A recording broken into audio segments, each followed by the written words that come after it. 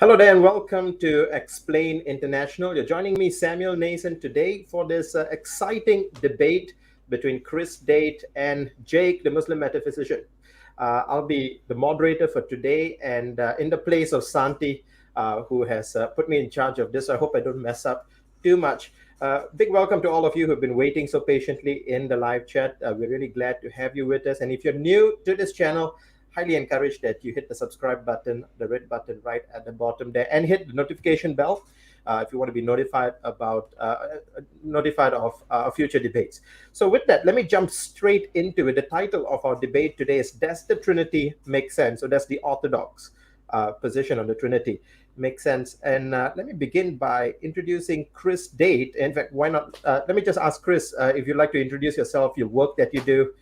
Just tell us a bit about yourself and what you've been up to lately.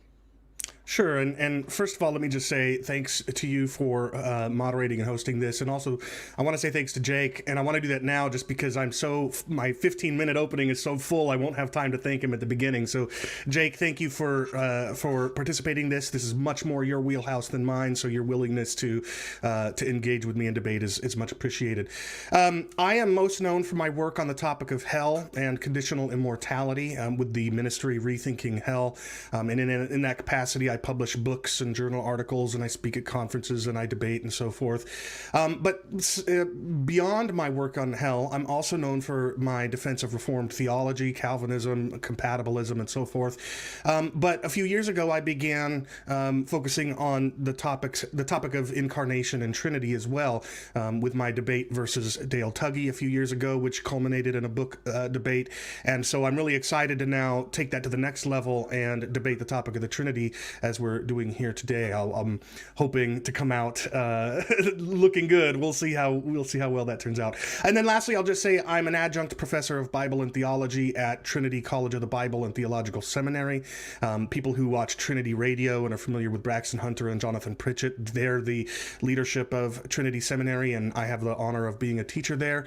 If viewers are interested in getting a higher Christian education, but they don't have the time or the rigid, time requirements of a traditional brick and mortar institution type experience, then go to trinitysem.edu. That's SEM is short for seminary, trinitysem.edu. We'd love to learn about you and possibly have you as a student. So, I'll leave it at that. Thanks so much, Chris. And we're also glad to have, for the very first time on our channel, Jake, the Muslim Metaphysician. Thank you for coming on, Jake. And tell us a little bit about yourself and what you've been up to lately. Yeah, so I'm a Muslim. I'm a convert. I used to be a Roman Catholic. Typically, I engage in interviewing Christian scholars, debating them. But mainly, I'm a Muslim apologist, just interested in theology, comparative theology. And I'm actually, next month, I'll be teaching a couple courses on the course is actually called Christological Controversy. So I dabble a little bit in teaching some of these things as well. Thanks so much, Jake, and for that short introduction. And also, we really look forward to hearing from those of you in the live chat as well. Those of you watching this live, you can participate in the Q&A at the end of this debate. Questions that, if you could kindly indicate who your question is to, that will make it a lot easier for us to pick out the questions and to address them to the respective panelists. With that, let me begin by just introducing the format of the debate. We'll begin with an opening 15 minutes each, beginning with Chris, who will be taking the affirmative position, defending the fact that the Trinity makes sense, or rather the position that the Trinity makes sense. And Jake will be following up with his 15-minute opening presentation. That will be followed up by 8 minutes rebuttal and a 12-minute cross-examination from each side. Finally, we'll have closing statements of 8 minutes each, and that's when we'll go over to you, those of you watching this live. So with that, let me get my timer set. I think we're about ready to go. Well, you have 15 minutes, Chris, to make your opening statement. I'll give a notification once we're about 1 minute away and about 30 seconds away. But the time starts at your first word, Chris. Great. So I want to make very clear from the outset just what it is that we're debating, because this is something of a unique debate. What we're debating is whether it's possible for a doctrine of the Trinity to be both orthodox and logically coherent. So what I'm going to do is offer what I think is a plausible model of the Trinity that is both orthodox and logically coherent. It'll be something like a defense rather than a theodicy when answering the problem of evil, which simply means that it needn't be an accurate model. It doesn't have to accurately represent the way the Trinity actually works. If the model I offer succeeds at being both orthodox and coherent, then Christianity wins the debate, even if my model it doesn't prove in the end to be the right one. So just what is Orthodox Trinitarianism? Well, I want to offer that Orthodox Trinitarianism is conciliar Trinitarianism, by which I mean the affirmations of the early ecumenical councils. So collectively, they affirm the Father is God, the Son is God, the Holy Spirit is God, they're eternally distinct and personal, they share one divine substance, and although the following two are a little bit disputable, I'm going to concede them for the purpose of this debate and add they aren't parts of a divisible substance, and the Son and the Spirit are metaphysically contingent on the Father, and the Spirit possibly on the Son, which we'll get to a little bit later. So I want to offer a simple summary of my position, and then I'll explicate the concepts involved. I'm going to argue that God is firstly one being. Secondly, that being is a simple mental substance, a mind. Thirdly, that mind exists eternally as three persons, by which I mean one mind from the vantages of three properties. Fourthly, those persons are individuated only by those properties and the relations between them. And fifthly, the second and third persons are contingent metaphysically on the first, and again, the third possibly on the second. So this is a summary of the model that I'm going to be explicating now. So this model base is based on three related but distinct concepts. The concept of self, which I'm defining as the trope or property instance of mineness, that is reflexive or pre-reflective ownership and agency over experience and being. And then there's being, which I'm defining here as the substance, or in the case of humans, composite of substances, of which self is a property. And then person, I'm defining as a self along with its being from its unique first personal perspective. Now, to help explain what I mean by some of these concepts, I want to turn to an analogy from a game I like to play called PUBG. This is the same sequence of events in that game from two vantage points. In the foreground is third-person perspective, and I'm treating this as analogous to what it's like to observe a human being from without, as an external observer. And then here is the same sequence of events overlaid beneath it from the first-person perspective. And I'm treating this as analogous, this visual field of the avatar, I'm treating it as analogous to our experiential field, the field of experience, mind. And I'm going to use it to illustrate the concept of self. So if we pause this sequence of events where the avatar is punching and you can see your avatar's punch in your visual field, this is analogous to being. Again, the composite of all substances, properties, etc. that constitute an individual being. This is sometimes called the thick subject of conscious experience, which means the whole organism, the whole being that is the subject of experience. This part of you that you see in your visual field, that's what's called phenomenal self. It's one's own being as the object of one's own conscious perception. This is not the self I've been talking about, though it could be relevant later. And then lastly, this is the kind of self I'm talking about. It's what is known in the literature as metaphysical self, or self as subject, minimal self. There's a variety of terms for it, but notice it's the hand here is pointing at you, the person viewing the visual field, meaning it's the first personal perspective of experience. Philosophers of mind, neuroscientists, psychologists, psychiatrists use this kind of language.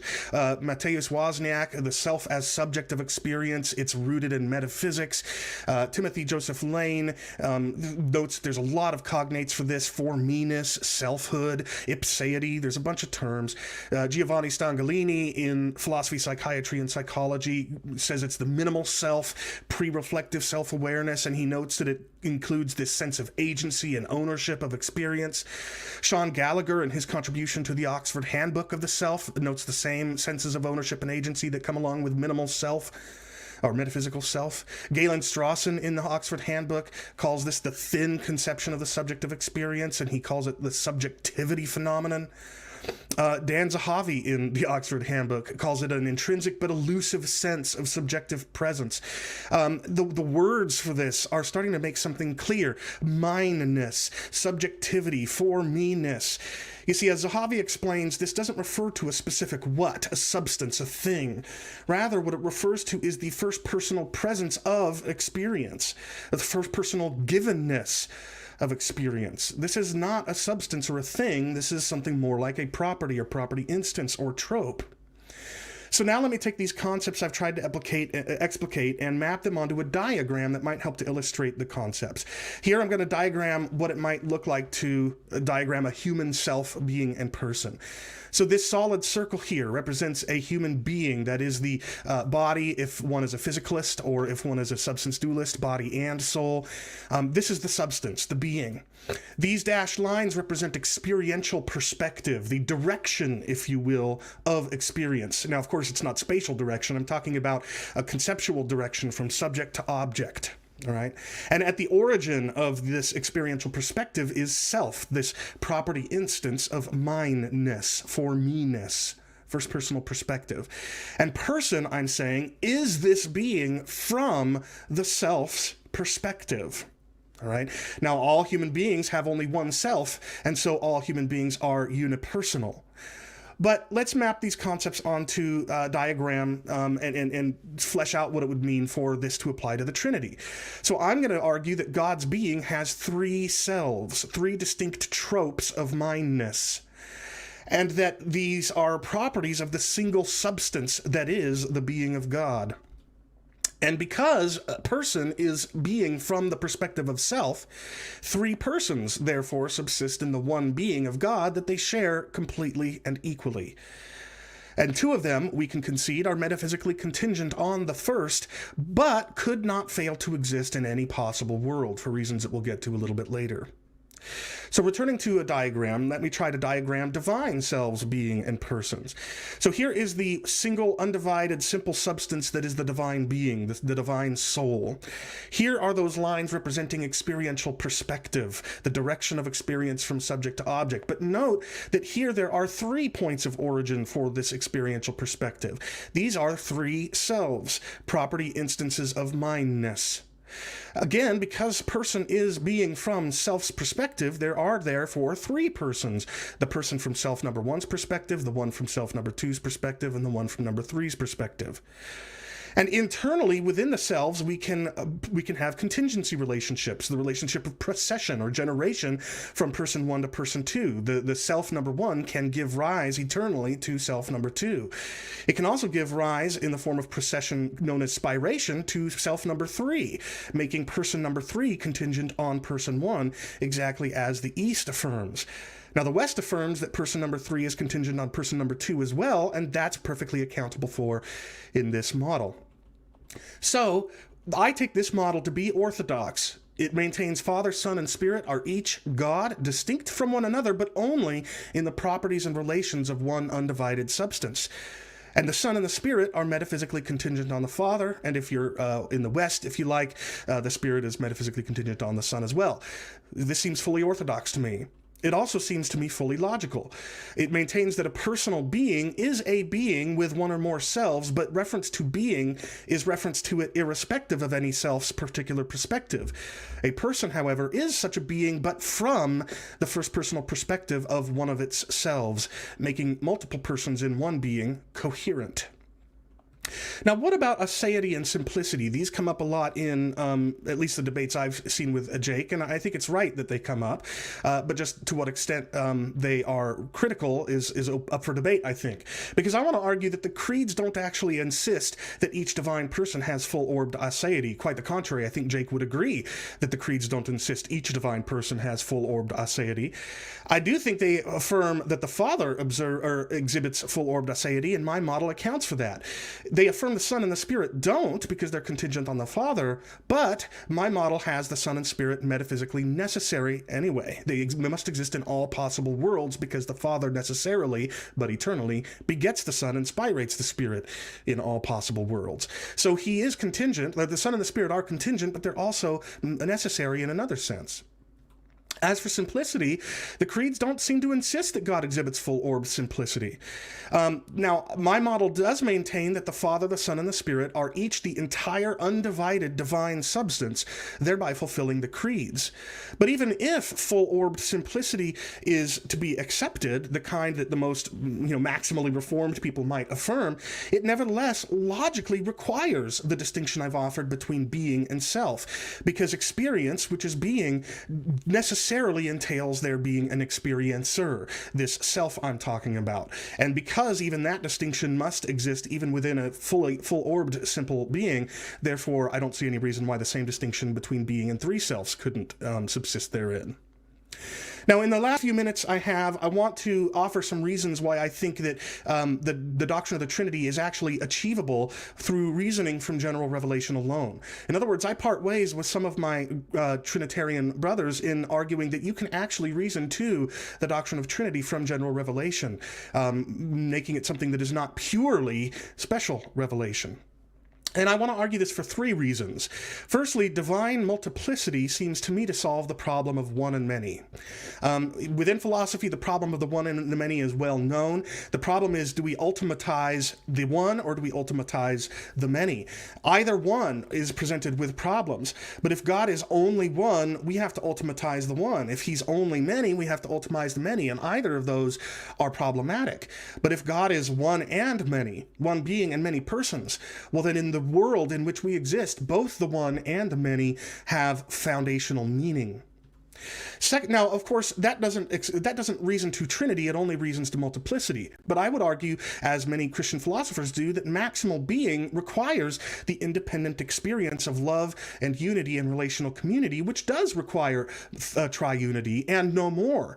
Richard Swinburne explains this well. He says that love as a supreme good is something that has one person giving to another something that is good for them of one's own, and vice versa. And that requires two persons. But meaningful love also requires two parties at least loving a third party, wanting what's best for and providing what's best for a third party. So if the Father is a maximal being, if he's a maximal person, he will necessarily give rise to Son and Spirit, because that's what's necessary for love to exist. In order to be love, God must be triune, and this is purely reasoned from general revelation.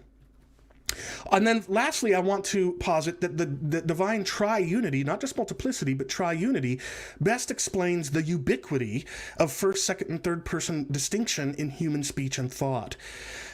Every human culture and language around the world features at its foundation this distinction between first person, second person, and then third person. I, you, him, we, y'all, they. Every human language and culture. In fact, you and me are both what are called semantic primes, meaning there's a word for those things in every single human language. And third person can be constructed from semantic primes. And of course, every single thought that we have entails first, second, and third person distinction. Well, I think this is best explained by the existence within the singular being of God, three persons, so that they can communicate with one another. God is the great communicator. He has a natural talent for and desire to communicate. Well, that's because communication occurs internally within the Godhead. One person speaking to the other in first person speech to a second person about a third person. So I think that the problem of the one and the many, the issue of a maximal being independently experiencing love and community, and divine triunity best explaining the ubiquity of first, second, and third person are reasons for desiring to see that the model that I'm offering here is both orthodox and coherent. 1 minute. So just to sum up what I've argued, in fact, I'll bring it up on the screen one more time, just as a way to close my presentation here. This is the model I'm defending. God is one being, a simple mental substance, a mind, existing eternally as three persons, which is one mind from the vantage points of three properties.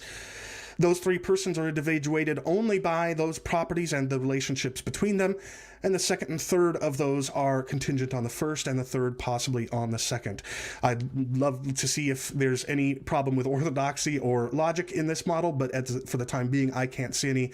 So with that, I'll concede the remainder of my time. Thank you.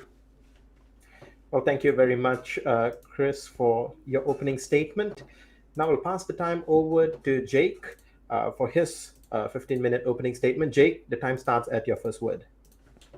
Yeah, if you could give me just 1 second, if it's possible for me to share my screen, because I have Yes, a sir. PowerPoint as well. One Sure second thing. here. Okay. Let's see here.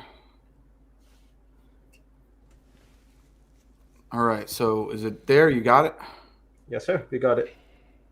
Okay, let me just get my timer here set. Oh, Sorry just about just that. hang on a minute. Let me see if I can. Just give me 1 second. Yeah. Okay, I think this would be the best layout. No. To apologize to our viewers for this. Normally we have someone to help us do this, but today I'm flying solo. So I think this will be the best way to do that. Are you okay with this screen, Jake? Yeah, it's no problem with me. Yeah. All right, man. The time starts whenever you're ready. Okay, start now. Do you want to click to share the screen? Sorry, to actually go on slide presentation.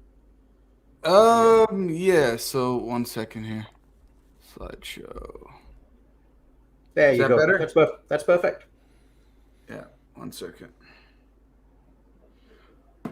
All right, so I'm good to go. All right, Bismillah. I'd like to start off first by thanking Explain International for contacting me for this debate. I'd also like to thank Chris Date for participating in this debate. Now, for those who are unaware, Chris and I exchanged material for this debate through video prior to today. Chris explained the model of the Trinity that he would be defending in this debate, one in which he believes is both orthodox and logically coherent. I, in turn, offered some feedback on this model in preparation for the debate. I believe that this was quite admirable and honorable of Chris and demonstrates sincerity on his part, instead of simply being motivated by point scoring. I hope that Chris feels the same about my response. Hopefully, this prior exchange will serve to provide clarity in this debate. My position, to be clear, is that any model of the Trinity proposed will either fail to be coherent, meet the standards of orthodoxy, or both. However, I will be evaluating Chris's model specifically, as time does not permit me to start knocking down each and every other possible model individually. With that being said, I will be offering similar criticisms of Chris's model based on what he said in the original video. If adjustments have been made, which I have to say at the outset, it's been clear that they are, so I apologize if some of this is not entirely relevant to Chris's opening. Based on my response or further reflection on Chris's part, then I will do my best to respond accordingly. So, the debate before us today is, can an Orthodox doctrine of the Trinity be logically coherent? Chris is asserting yes to this question, and I will be asserting no. First, in order to proceed, we must understand and define some of the key terms in the title. We must understand the criteria for an Orthodox doctrine of the Trinity and what logical coherence is. Let me start by explaining what logical coherence is, as the orthodoxy bit will require more analysis. For something to be logically coherent is just to be meaningful and not contradictory. Examples of contradictions include square circles and married bachelors. If any doctrine is contradictory in such a manner, then it is necessarily false, as coherence is a necessary condition for truth, such that if it is incoherent, then it is necessarily false. I believe that Chris and I actually agree on this point. Now, let's look at orthodoxy. In his video, Chris defined orthodoxy as being in conformity with the early ecumenical creeds, such as the Nicene Creed and others. This includes the doctrine of divine processions, which states that the Son is eternally generated by the Father, and states that the Son is eternally generated by the Father, and the Holy Spirit proceeds forth from either the Father alone or the Father and the Son, as Chris alluded to, depending on where you stand on the filioque. Chris also rules out modalism and partialism as heresies that fall outside of orthodoxy. Considering this, Chris lists 7 points of doctrine that must be maintained for orthodoxy. 1, the Father is God. 2, the Son is God. 3, the Holy Spirit is God. 4, they share one substance. 5, the Father, Son, and Spirit are not each other. Son and Spirit are logically contingent, although he changed to metaphysically contingent on the Father. And 7, the persons are not parts of a divisible substance. The 7 premises are somewhat straightforward. I'd simply add that I understand number 4 is the claim that there is one God. Chris later in his video states 2 additional debatable criteria, one being that the Son and Spirit are aseity and divine simplicity. On the aseity of the Son, I believe that Chris misunderstood my position. I am asserting, as he is today, that an Orthodox doctrine of the Trinity asserts that the Son and the Spirit are not aseity. Also, this premise would be in conflict with number 6, i.e. the Son and the Spirit being logically contingent upon the Father. One cannot be logically contingent upon something other than oneself and at the same time be aseity. To be aseity means to have existence in and of oneself as opposed to through or dependent upon another. I do not believe that the doctrine of the Trinity, by the way, is compatible with divine simplicity either, but unless Chris wishes to strongly defend this notion, I will simply leave it at that. Given Chris's 7 criteria and his wish to affirm the early ecumenical creeds, I think I can think of one important point that seems to be missing from Chris's criteria. I'd like to add that an Orthodox doctrine of the Trinity must cohere with Scripture, and if it fails to do so, it cannot be considered orthodox. I believe that Chris will agree with this as well. All that said, let us now turn to the distinctive features of Chris's model of the Trinity to determine whether it meets the standards of logical coherence and orthodoxy or not. I will now present 4 main arguments against Chris's model of the Trinity. My first argument centers around Date's construal of the persons as abstract particulars, although it assumes that he's dropped this language, so we'll see how this goes. One of the key features of Chris's model is that the persons are defined as abstract particulars and the being of God is concrete. He states that the persons subsist in the being of God and compares the persons to properties, although he maintained that, such as hardness or redness, etc. Chris states that they must be construed as abstract tropes because if they were universals, then they would be identical to each other. The first problem with Chris's model is identifying the persons of the Trinity as abstract properties. This is because things that are abstract typically do not stand in causal relations. For example, the number 1 cannot cause anything. However, the persons of the Trinity do stand in causal relations. They perform actions all throughout the Bible, so they do not seem like the sort of things that would qualify as being abstract. At this point, Chris seems to have turned orthodoxy on its head by making the persons abstract and the being or essence concrete. Orthodoxy typically conceives of it the other way around. In order to evade this criticism, Chris must clarify his understanding of the term abstract and how something abstract can be said to be the creator of all that exists when things like the number 1 and hardness don't qualify as such. My second argument relies on Chris's confusion about aseity. At the 35-minute and 30-minute mark of his 30-second mark of his video, Chris states that the persons have no being independent of the concrete substance. This is problematic for the claim that the Father possesses the attribute of aseity, which is part of the package of orthodoxy.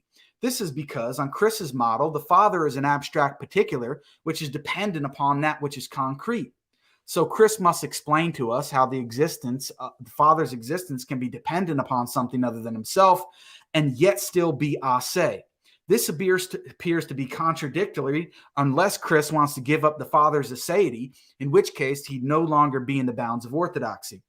Nicene orthodoxy teaches that the Father alone is aseity and the Son and the Spirit are not. Chris, again, at the 35-minute and 30-second mark of his video, suggested that even the Father is not aseity. However, at the 1 hour, 1 minute, and 30-second mark, he states that the tropes of the Son and Spirit are dependent upon the trope of the Father. Again, at the 1 hour, 6 minute, and 45-second mark, he states that the attribute of aseity is an attribute of the being of God, but not of any one of the persons of God. Date at point seems to have another problem on his hands, in which he has 4 things which are divine, namely the 3 persons and the being of God. This seems to be the case when he states things like the being of God is aseity. He then states that you can claim simultaneously that the Son is contingent upon the Father, and yet the Son is aseity. But the Son is aseity, he says, because he subsists in the being of God. It appears Chris is confused at this point. You cannot say that something is contingent and dependent and yet is aseity. So not only is Chris's model contradictory at this point, but it is also unorthodox. Orthodoxy states that aseity is a personal attribute of the Father and not of the one being, nor of the Son, nor of the Spirit. But it seems that Chris has slightly changed his position on this. For example, Gregory of Nyssa in Ad Petrum states, and I quote, "And God over all has a special property or gunerisma of his own hypostasis or person, being the Father and subsisting from no cause, and by this sign again, he is also individually recognized."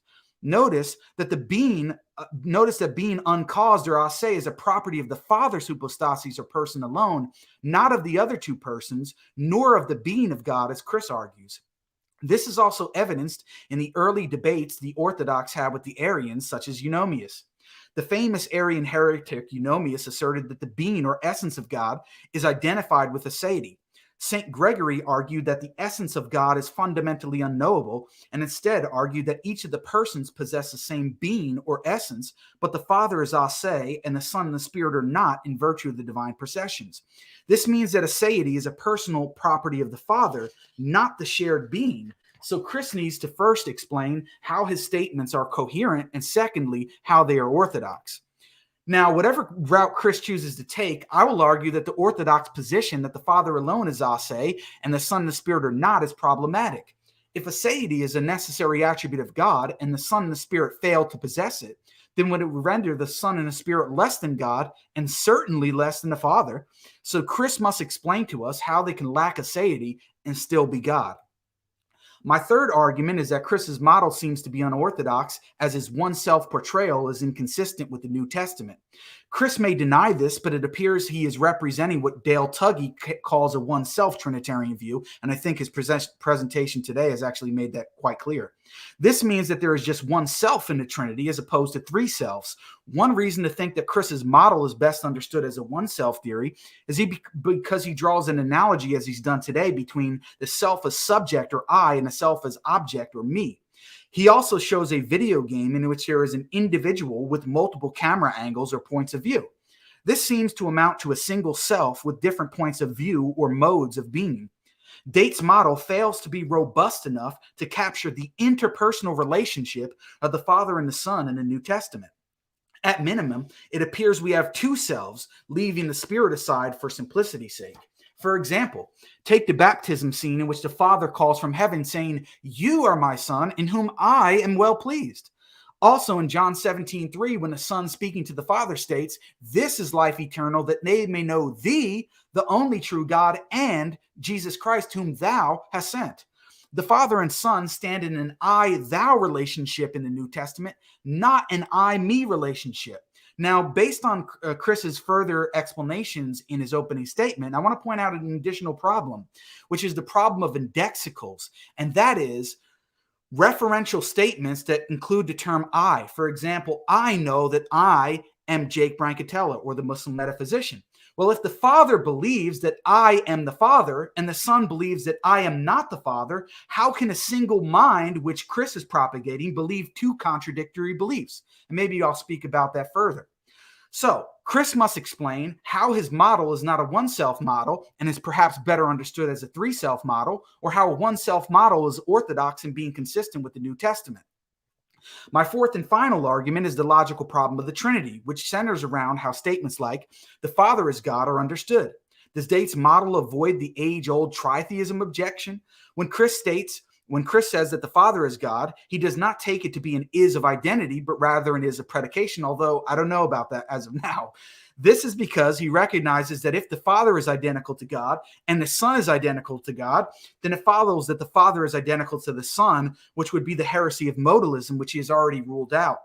However, if each of the persons are fully God and not identical to each other, then how does Date secure monotheism? If Date says that the one God is the being and not any one of the persons, then his model wouldn't be orthodox, as orthodoxy states that each of the persons is fully God. So if each of the persons are not parts of the one being, and they are each fully God and not each other, then it seems that Date has failed to avoid tritheism. Chris needs to explain to us just how his model preserves monotheism, or what about it makes it such that there is only one God. Now, I'd like to recap for the audience the structure of my opening statement and what my four main arguments against Chris's model were.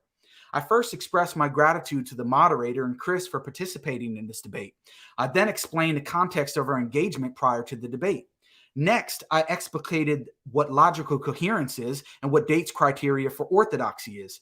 I stipulated that I'd add one thing to his list, and that being that any model of the Trinity must be consistent with Scripture.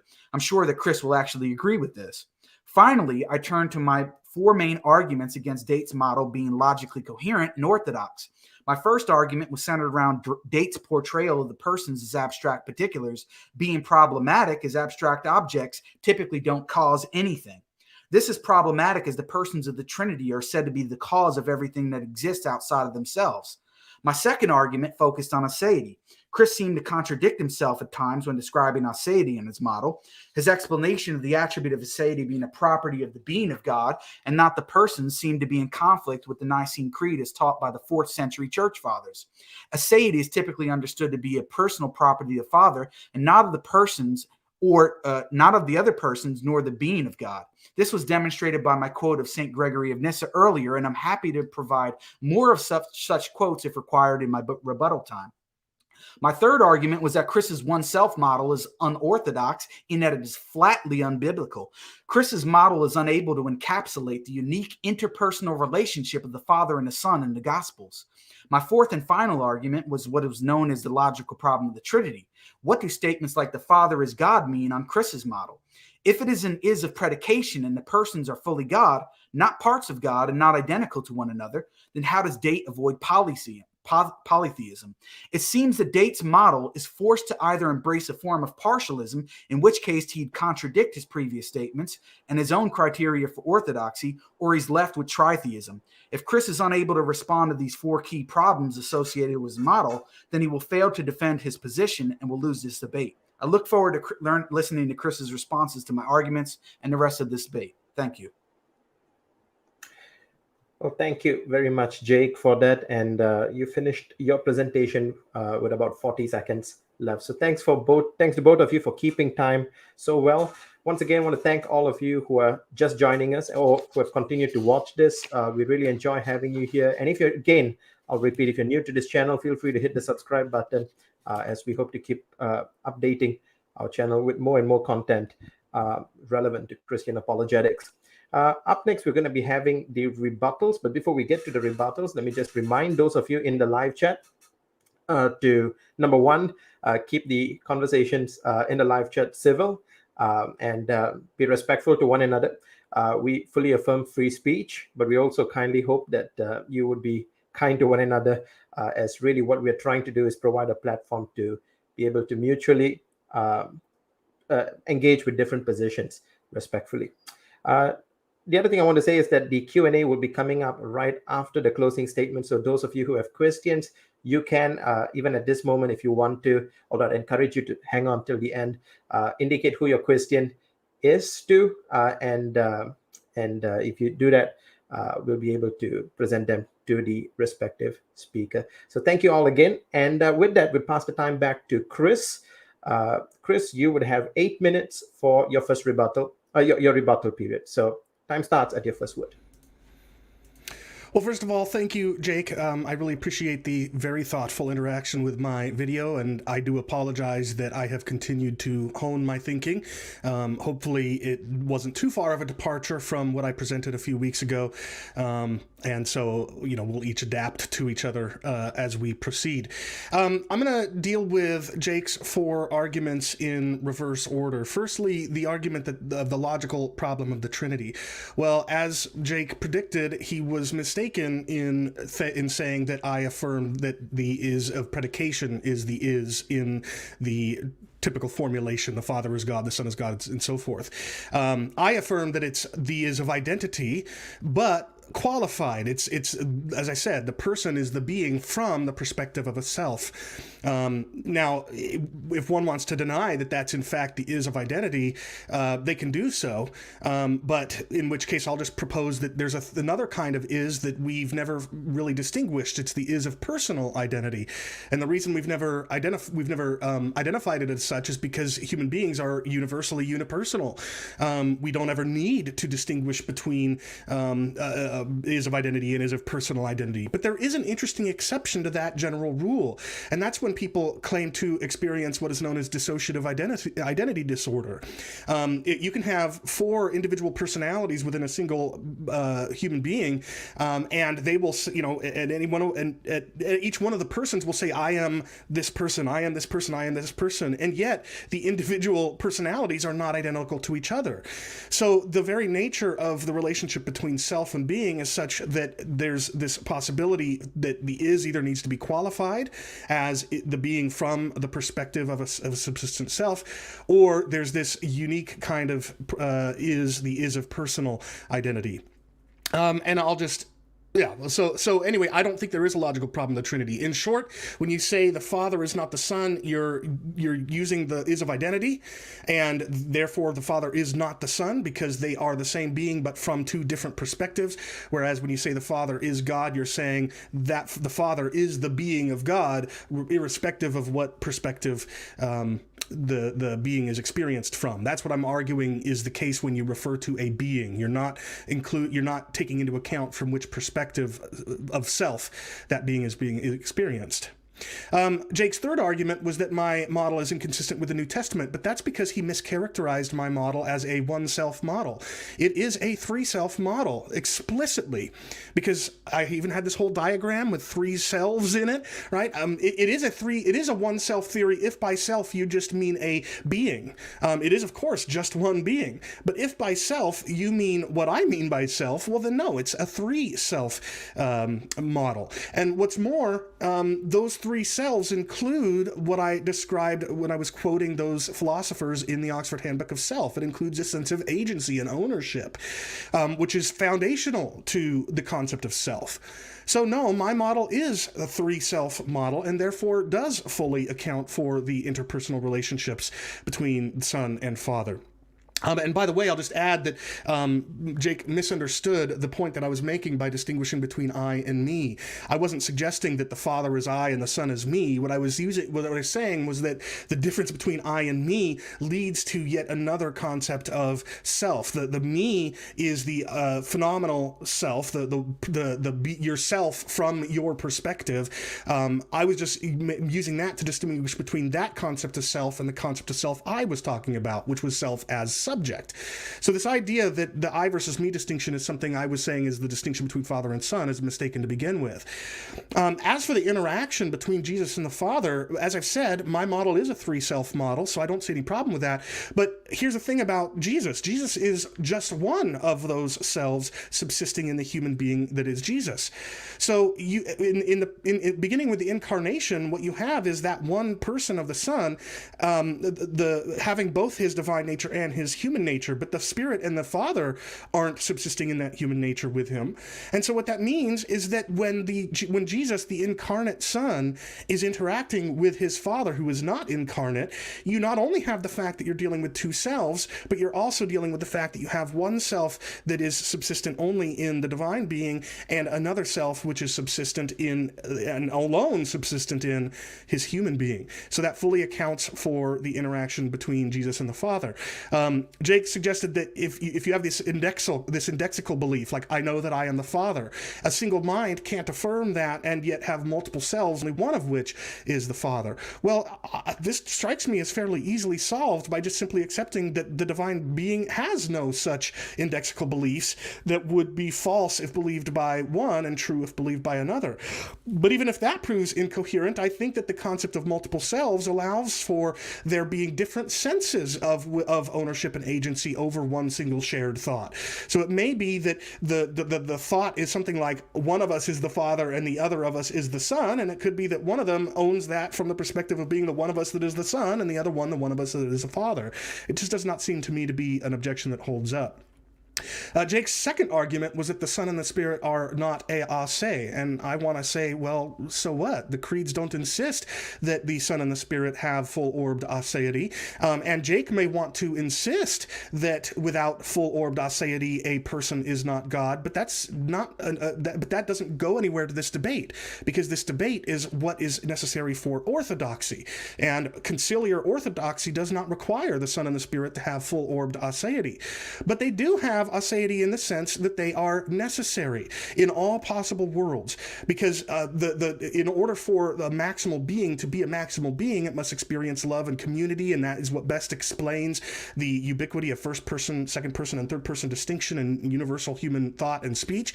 And so to ground that, the Father eternally begets the Son, and the Father and the Son eternally spirate the Spirit in all possible worlds. So while the Father, the Son, and the Spirit don't exhibit full orbed aseity, they are necessary in all possible worlds, making them qualify, I think, as what we would expect of God, the necessary being. And then he also argued that full orb simplicity may not be consistent with the Trinity on any formulation, and I want to say, so what? The creeds don't affirm full orbed simplicity.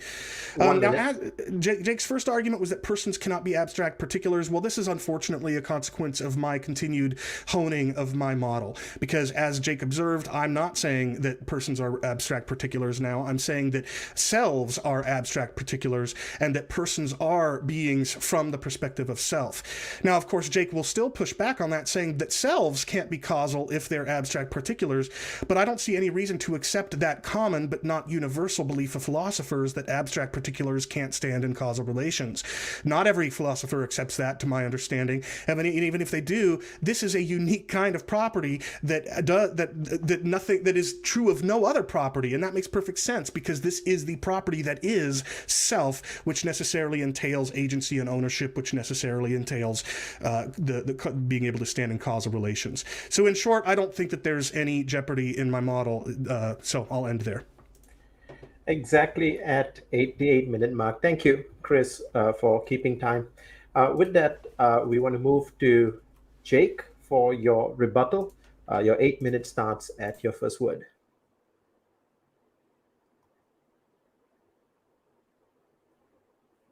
I think you're muted.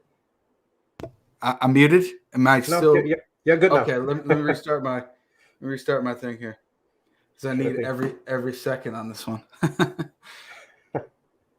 All right, here we go. Let's see what I can do in 8 minutes, because Chris really said a lot, and he's changed his position quite a bit. I'm not going to hold that against him, but I hope he understands why my opening statement wasn't fully addressing everything he said.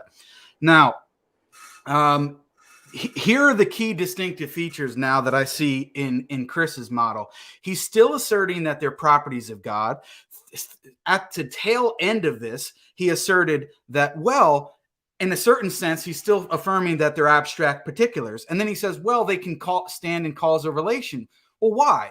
It's just an appeal, I think, although he didn't say so, an appeal to mystery at that point, because the question is, how can something that is abstract cause anything? And he gave in the past the examples of redness, hardness. I want to know if he still affirms those types of analogies, but I don't see how the number one or anything that is abstract can stand in causal relations. Now, he also mentioned, well, he seemed to flip and he went in reverse order, so maybe I'll do the same thing. He seemed to flip and say, well, in response to the logical problem of the Trinity, what I'm actually saying is it is of identity. When in his video, he said that was incoherent and didn't make any sense, because if it's an is of identity, but then by Leibniz's law and the law of transitivity, which states that if the Father is identical to God and the Son is identical to God, then it follows by necessity, by classical logic, unless Chris wants to affirm some type of subclassical logic, which he's free to do so, but I think is a bit absurd, then it would follow that the Father is identical to the Son, which is the very thing he's denying. Now, I request after this for people to go watch Chris's original video, where he actually so quite nicely put it that it doesn't make sense to say that it's an is of identity. So I want to understand, if it's an is of identity and the Father is identical to the God and the Son is identical to the God, how does it not follow that the Father is identical to the Son? In order to evade that problem, you need to affirm some type of relative identity Trinitarianism, which, by the way, is merely a linguistic solution and not a metaphysical one, as Peter Van Inwagen notes in his paper on this, which he clearly states that it doesn't solve anything. It's merely a way of speaking about God, but it doesn't explain how in the world this can possibly be true. Now, also, I want to look at what he mentioned before, that I was supposedly strawmanning his view, although he didn't use that word, of a one-self view. Chris, your view is a one self view. What you're actually affirming, and which I saw on your Facebook, I believe it was 2 days ago, in which you said you somehow backed yourself into a Thomistic version of the Trinity. That's right. You're affirming that the only distinction between the persons. Now, this is going to be clear. And now this, I think, is going to be the ultimate downfall of Chris's model, because Chris is saying the only distinctions whatsoever between the persons of the Trinity is these subsistent relations or the divine processions, i.e. that the Father is uncaused, the Son is caused by the Father, and the Spirit is either caused by the Father and the Son or by the Father alone, depending on which way you go, east and west, which doesn't really matter.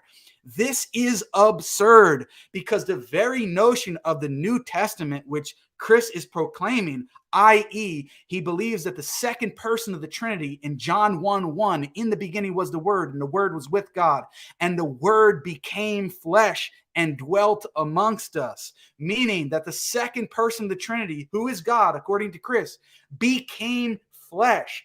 That is a distinctive action that only the Son partakes in, and he relates to a particular human nature in which the Father and the Spirit do not.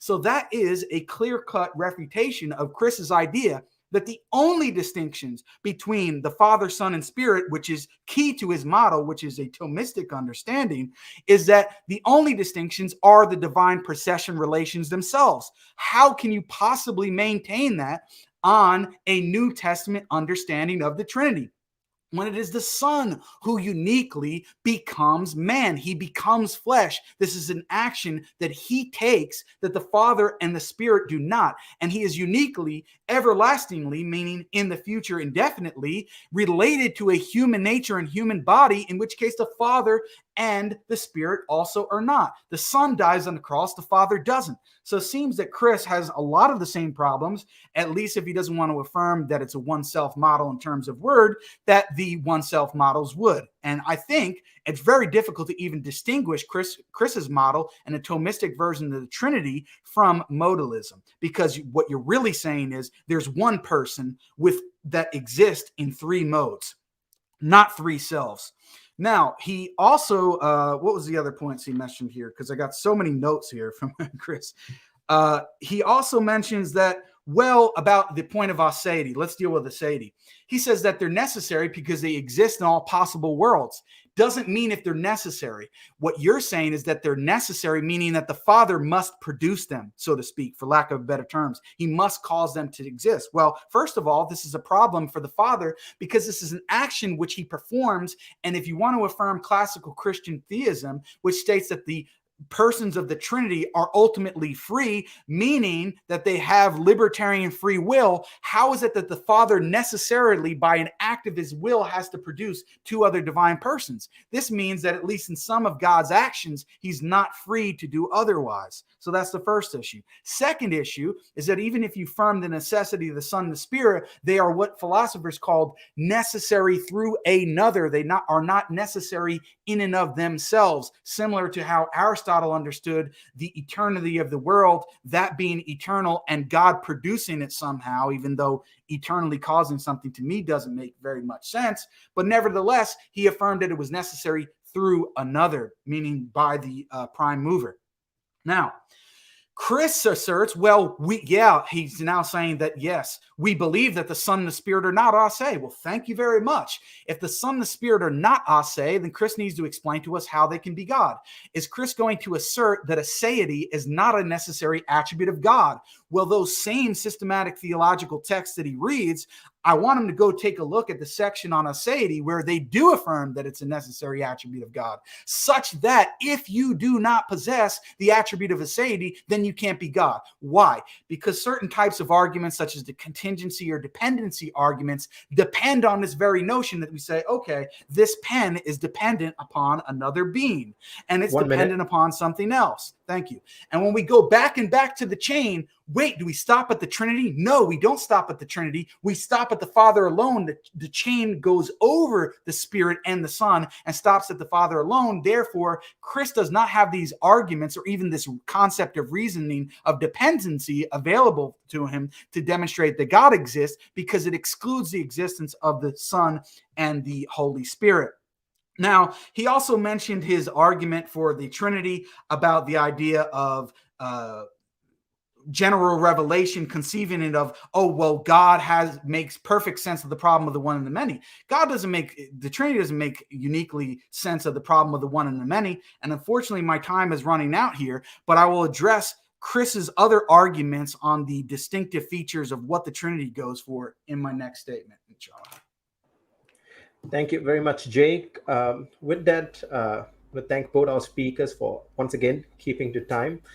We now move to the fun part of the debate. It's always my favorite part, the cross-examination. We'll have Chris up first to cross-examine Jake, and I do ask that in this cross-examination, unless the understanding was a little bit different, that from the person cross-examining, that we only hear questions, and from the person receiving or being cross-examined, to answer the questions without dodging. With that, Chris, let me see, it's supposed to be 12 minutes cross-examination. Your 12 minutes starts at your first word. Great. Jake, my first question for you has to do with what I take to be your misrepresentation of what I said about what distinguishes the persons. In your rebuttal, you said that I said that all that distinguishes the persons from one another are subsistent relations. But I'm wondering why you left out where I explicitly said in my opening that the other distinction between the persons is the property of self. Yeah, the property of self, but the property of self is what the distinctions between the relations are, as far as I understand you. No. I said that there are these three centers of consciousness, these three pure, bare locuses of consciousnesses of agency, of ownership. And yes, there are relations between those three, but what is subsisting in the being of God are not only the relations, but also three selves. And so I guess what I'm wondering is in what makes you characterize my view as one self when it explicitly affirms three? Because you're using self in a way that is obscure, and you're using the terminology now, which you didn't say before, of three centers of self-consciousness. I can't ask questions, but I'd like to just point out that you didn't say that in your opening statement, nor in your rebuttal. So you're adding that on now. I have no idea what on your model it means for there to be three centers of self-consciousness, given how you've explained the persons. I don't even know what that means. Okay, well, I'll just observe that I had it right there on the slide. Bare locus, pure locus of consciousness. There's no difference between that and center of consciousness. But I'll move on to my next question. But you said there was one mind. So I don't know what you're distinguishing between a mind and a center of consciousness. Let me press you on that then. So the mind includes the concept of experience, yes? I'll assume that's a yes. And there's something like a direction. There's something like a direction perspective in experience from subject to object, the thing perceiving and the thing perceived. Yes? Yes. Okay. So, what I am saying, sorry, now I've forgotten what the question, what led to this in the first place. Oh, right. So what I'm saying is that they're saying a mind is a mind isn't a center of consciousness. A center of consciousness is the center or locus of that mind, the first personal perspective of that mind. That's what I'm saying. So, and I quoted a bunch of philosophers and everything, but this is supposed to be my time to question. So what, in that series of neuroscientists and philosophers of mind that I quoted, where they make clear that by self they're talking about this property of mind, why should we dismiss what they're saying as not really qualifying as self? Because the way you just explained it again, you said you described it as a self as object and the thing which is being perceived by the self, which is the object of that. To me, that's the distinction between I and me. All right. Well, so, but as I already explained in my rebuttal, you misunderstood the point I was making with I and me, and I'll just encourage viewers to go check out I don't think I have. Interaction. Okay, well, anybody can go back and watch and see that I wasn't saying that the Father is I and the Son is me. So I'm not sure why you continue to insist upon claiming that that's what I was doing. I think you just said it again. It's my time to questioning. Go ahead, Chris. Yeah.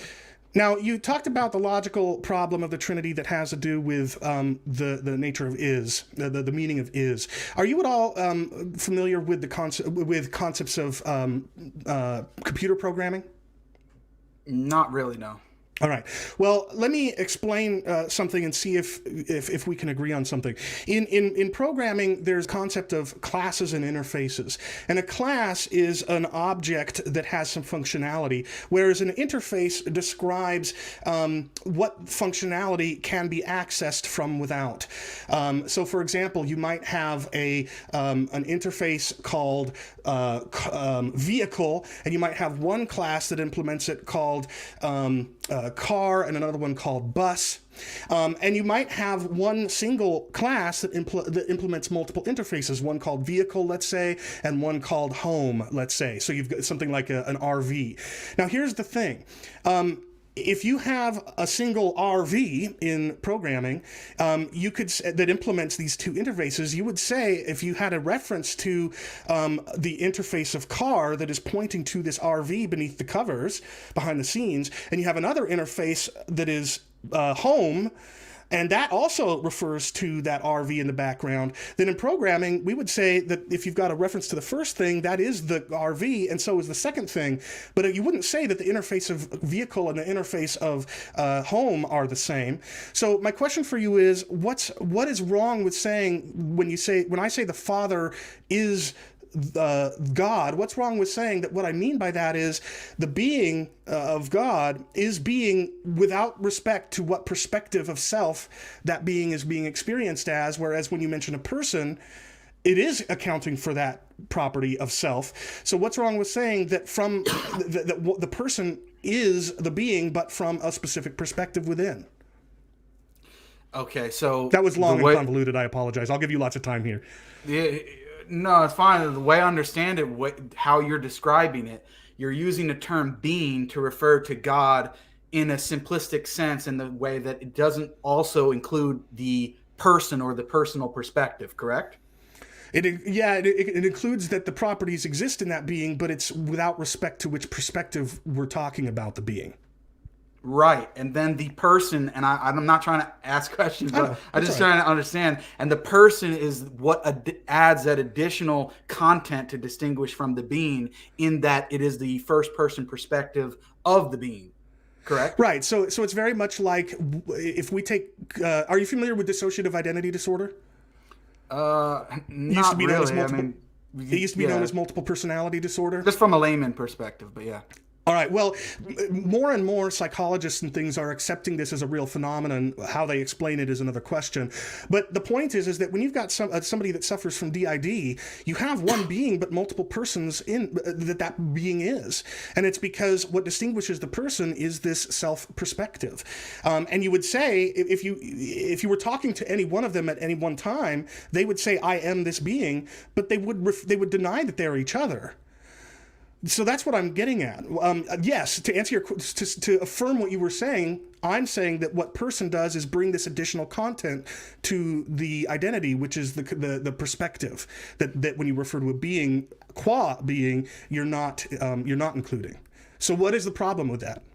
Yeah, the problem is that the being has one reference and the persons have three different reference, meaning they're the being plus the person, the first person perspective. And to say that the being of God, which is the Father, plus his fatherly perspective, for lack of a better term, is identical to the being. And then also the Son, who is the being plus the Son perspective, is identical to the being, is contradictory, because they're two different perspectives. They have different properties. So how could they be identical to a third thing, which is not the same? I'm not sure I followed that. So if I'm referring to the person of the Father and I'm saying that is the being that Father and Son both their selves are both in, they're both subsist in. The Father is that being, but from that one perspective, and the Son is that being, but from a different perspective. I'm still failing to see what's illogical about that. I'm just going to ask Chris if you could just phrase that in the form of a question, so it'll be easier for him to respond. What is illogical about what I just said? Because you're saying that two things are identical to another thing, and the two things differ in terms of their properties. They can't be identical to something, and yet they differ. So again, I go back to the example that I offered from programming. If I've got two different references in code to the same underlying instance of an object, but they are two different interfaces, meaning two different ways of interacting with that object, two different sets of functionality that underlying object provides. We could say in programming that when I've got a reference to that underlying object via one interface, it is that object. And if I have a reference to it from the other interface, it also is that object. But I wouldn't say that those two interfaces are identical. So I guess what I'm saying is, I don't see how the additional information that person brings with it, namely the perspective from which that being is being lived out, I don't see how that violates anything. Would you like to say one more last thing about that before I move on to a different line of questioning? I mean, I'm limited. I can't really interact much with the computer example because I don't really know about it, to be quite frank. Okay. Let me talk about the concept of aseity. Where in the ecumenical creeds that I'm calling the conciliar basis for orthodoxy is full-orbed aseity affirmed of every single divine person? It's not. Agreed. So then if the Son and the Spirit don't exhibit full-orbed aseity, how would that be unorthodox? It wouldn't. That's not what I'm arguing. Okay, then what, in terms of our topic today, which is, can an Orthodox doctrine of the Trinity be logically coherent? What is the problem with the Son and the Spirit not being fully orbed ase? Well, to get an answer, and maybe I'll get it in my time, I think I'd have to ask you a question. But my argument is pretty simple, that in order for God to be, for someone or something to be God, it must possess the attribute of aseity, meaning that it's a necessary attribute. And if you don't possess it, you can't be God. So your only option is to say that, well, and this is what I'm saying is contradictory. If you say that aseity is a necessary attribute and you say that the Son doesn't possess it and yet he's God, that's contradictory. Your only able response is to say that no, aseity is not a necessary attribute of God. I don't know if you're confirming that yet, so I can't answer. So what, again, the topic of today's debate is orthodoxy and coherence. And what I want to ask you is, when you say when you say that that a divine person must exhibit fully orbed aseity, upon what basis do you make that claim? Upon what authority? So again, it seems to me that you're saying you don't believe that aseity is a necessary attribute of God. On what authority? On the authority that I believe that God is not a dependent being, and I don't think very many people are going to affirm that you can be God and yet be dependent for your existence upon another. That's a sort of difference or distinction between creatures and the Creator. That's my argument. Okay, so just to be clear, you can't point me to any conciliar basis for your claim. Yeah, I never made that claim, so it's irrelevant. Well, but it's not, because the debate is over orthodoxy. But and I'm saying your position is incoherent. I'm not arguing on orthodoxy. I'm arguing based on incoherence. All right. With that, Chris, your time is up.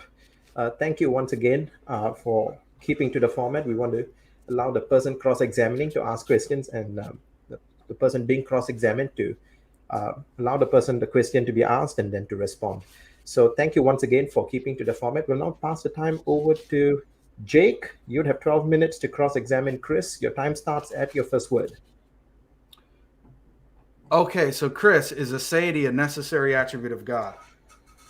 It is a necessary attribute of the divine being. So does that mean that in order to be God, you must possess the attribute of aseity? Your being must exhibit the property of aseity. But the person does not need to have it. The person is the being, but from a self's perspective. So does the Son possess the attribute of aseity? Is he ase? In his being, but not not in the fully orbed sense that the Father does. So what's the distinction? Sorry. The self from which the person of the Son is experiencing its being is metaphysically contingent upon the self from which the Father experiences that being. Okay, so then we're going back to, again, the point. You are saying that aseity is not necessary because the Son is not ase and yet he's God, correct? No, I'm saying that there is an important sense in which the Son and Spirit are ase and an important sense in which they are not.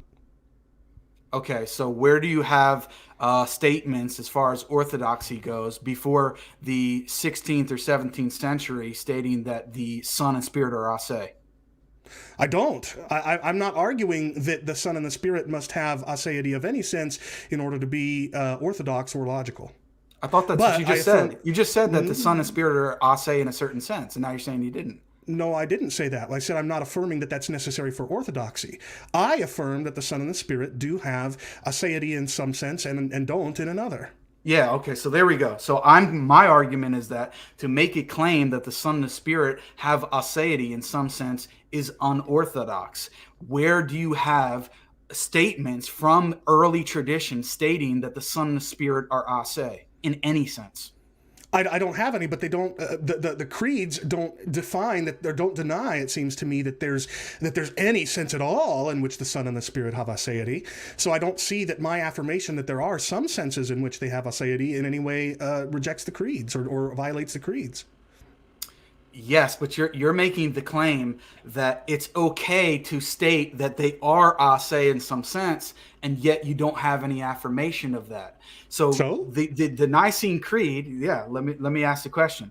The Nicene Creed states that the Son is eternally begotten of the Father. How did the early church fathers who represented that creed understand it? I think there was a multiplicity of ways in which they understood it, which may be explain why they used less precise language than they could have. My understanding is that East and West understood those things somewhat differently, and individual fathers understood those things differently. I think that the minimum that we can affirm is that what they meant was that the Son and the Spirit are metaphysically contingent in some sense on the Father. Much more than that, I don't think we can say. Okay, so but once again, to be clear, you have any authority to quote in which that affirms your claim that the Son and the Spirit are ase in some sense. You don't have any authority to quote for that. Just like I don't have any early ecumenical affirmation of my determinism or my preterism or my amillennialism or all sorts of other secondaries over which Christians disagree. So you don't believe that you can find that within the Orthodox tradition, those other positions? Not in the early ecumenical creeds, which is the basis for our debate. It's the basis for orthodoxy. Okay, I'm gonna move on to the next subject here. So the next thing I want to deal with is these one self things. So you mentioned in response to the indexicals. So let me ask you this: does the Father have the belief that he is the Father? I don't know. I think that I think it's possible to say he does not, and instead he and the Son and the Spirit all share the one belief that they are Father, Son, and Spirit, rather than I am this, I am that. But if he must have that belief, then I would just say that if you can have multiple selves in a single mind, then it could be that the same statement could be participated in multiple ways. And so one self could be affirming the proposition, and let's say the other denying it, or something like that. I'm just thinking outside the box. Okay, so then there's more than merely the subsistent relations that distinguish the persons. Well, my whole presentation was establishing that there's more than just the relations. There's also these three properties, these tropes of mindness that also distinguish the persons. Okay, so do they perform different actions? Not outside of time where the divine being naturally exists, but God's actions in time can flow from any one self, although the doctrine of perichoresis would say that actually all actions that God takes in time are in fact participated in by all three selves, which flows nicely from the model that I've offered. Exactly. And I'm saying, how do you make sense of that on the New Testament picture in which the Son and the Father are doing radically different things? For example, let's just take one example. How do you explain how the Son uniquely becomes incarnate and the Father and the Spirit don't on your model? Because only the self that subsists in the person of the Son subsists in his human being in the incarnation. So whereas the divine being is multi-personal, the Jesus' human being is unipersonal, and its self is the self that is the Son in the divine being. Sorry, didn't really understand that answer. You used the idea of perichoresis just a moment ago to say that they do perform the same actions even in time. So I'm trying to understand how the Son becomes incarnate uniquely, and that's a unique action that he performs. The Father and the Spirit don't. Because Jesus isn't merely an action of God. He is the incarnate God. And I'm saying that the self that is self number 2 in my diagram, the one that is person number 2 from the perspective of that second self, it is that self and that self alone that is the self in Jesus' human being. So when Jesus performs an action, it is only the Son performing the action. But when it's God outside of the incarnate Jesus performing an action, all 3 persons are intimately involved per the doctrine of perichoresis. Yes, but then it seemed like you're contradicting yourself, because you just got through saying that the doctrine of perichoresis says not only outside of the incarnation and outside of creation, but within creation itself, they all perform the same action. Now you're saying they're not performing all the same actions. No, I'm making a distinction between what God does in time as the divine being and what God does in time as the incarnate Son. And I could be wrong, but my understanding of perichoresis is not that it applies to Jesus's the incarnate God's actions as a human being. So what I'm saying is that, yes, when God does anything in time without respect to the incarnate God's actions, it is a perichoretically involved action. All three persons are involved. But when Jesus is doing something, that's the Son and the Son alone, because only the Son's self subsists in his human being. Yes, but let's focus on the act itself of becoming incarnate. Forget about the subsequent acts. I'm talking about the act itself of becoming incarnate. You can't therefore then say, well, that's related to the incarnation, because it's logically prior to it. It's the act of becoming incarnate. So how do you explain the act of becoming incarnate on your model? Well, God exists timelessly, or at the very least outside of created time, and the incarnation begins at a moment in created time. So there is no, from the perspective of the divine being, there is no point in time at which the Son acts to become incarnate. And inside of time, the incarnation begins at a moment in time in which only the Son, only the Son's self subsists in the human being. So I guess what I would say is that your argument, or your language of becoming incarnate is itself squishy language, since we're talking about going from the atemporal realm in which God naturally exists into the temporal realm in which the incarnation begins. Isn't that the language that John 1 uses? That the word became flesh? Well, sure. I didn't say it's not language. I just said it's squishy, right? When we say that God the Son became man, we're not, at least classically, we're not saying that there's a point in time in the divine life at which one person started doing something apart from the other two. No, what we're saying is that there's a point in time at which a being started to exist with God's Son being the subsistent self therein.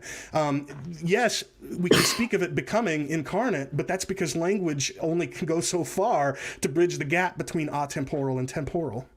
So did the Son eternally become incarnate? No. Okay, so if he didn't eternally become incarnate, he became incarnate in time. How is it a timeless action? It's time because the action takes place in time, not outside of time. It's not a timeless action. It's a temporal action. The incarnation begins at a point in time, whereas God. So how are you saying God's timeless then? I don't understand. Because God exists outside of time. Here's a really imperfect analogy. Imagine J.R.R. Tolkien and the world of Middle-earth. Everything that's taking place in the world of Middle-earth, if that world actually exists, I mean, this is an analogy, of course, but everything that's taking place in Middle-earth is in a completely different time-space continuum than the one in which J.R.R. Tolkien exists. All right. Well, in a analogous but imperfectly so way, the divine being exists naturally outside of created time, whereas, but what the world that he creates is a temporal realm, and God does participate in that temporal realm, but he is timeless in his very being. There's only a succession of temporal events for God in time, and most particularly in the incarnation. So you're saying that God can perform actions in time and still be timeless. Is that correct? Correct. Okay, yeah, I would dispute that. But let's move on to another issue here. When I mentioned in my opening statement the scene of the baptism when the Father calls out from heaven and says, you are my son in whom I am well pleased. There's an I-thou relationship there. And the Father is speaking to the Son. And when I referenced before the indexical statements, which the Father has the belief that he's the Father and that the Son is not him and the Son is someone else, and the Son likewise also would seem to have that by implication of the passage. How do you explain that comment and yet your sort of unwillingness to accept indexical statements applying to these three persons? 50 seconds. Well, that's a lot to say in 50 seconds. I'll do my best. So first of all, it could be that indexical statement only applies to God's actions in time, in which case the actions aren't limited to them being all the one act of three selves simultaneously. I'm not sure I like that approach, but that's one approach I could take. Another approach to take would be to say that everything that God does in time for human beings is condescending in nature. Not condescending in the pejorative sense, but condescending in the nature that he is condescending to the level that we can understand. In which case, when the Father says, "This is my Son in whom I am well pleased," that statement may be analogical. It may be anthropomorphical. Is that the right word? It may be God exhibiting something that is true about Jesus and about his relationship to his Father, without using without absolute, precisely accurate truth content. Thank you so much. Just to clarify, I'm not going to ask a question to Chris, but how long was the cross-examination section? 12 minutes. Okay. I thought it was supposed to be 15 minutes. Oh, I have it here as 12 minutes. I actually think Jake might be right here. I originally proposed 12, and I think at some point Jake might have asked Santi if we could do 15, and I said sure when he asked me. It sounds like maybe you didn't get the notes to that effect. No, I didn't. So when Chris went, he only questioned me for 12. Is that correct? He went 12. If you guys want to do another 3, we could do that as well. Is that what you guys want to do? I don't have any more questions, but I'll take 3 more minutes worth of questions from Jake if he'd like. Yes, I would, if that's okay. I mean, thank you, Chris. I know it's not Chris's fault, so I appreciate you for being a good no problem. I do apologize for not taking that into account as well. So no, it's okay. Yeah, Chris is correct. It was originally 12, and I asked for 15, and now it's agreed upon. So. Yeah. Okay. So I'll just restart at 3 minutes. Okay? Jake, go for it. Yeah.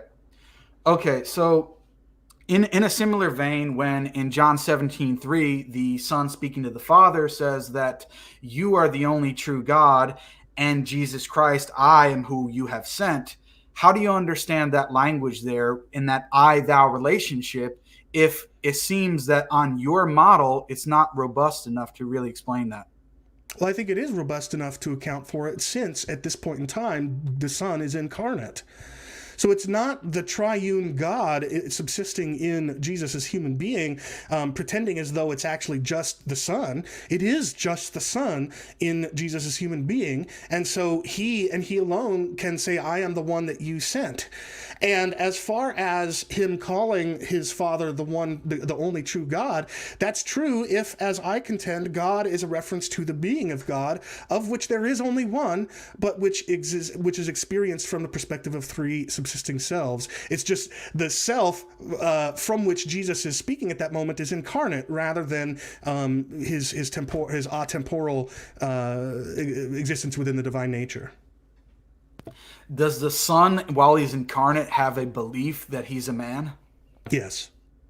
Does the Father ever have that belief? No, because the belief that the Son has that he is incarnate is a belief that he has in his human mind. So the Son in the incarnate state has two minds.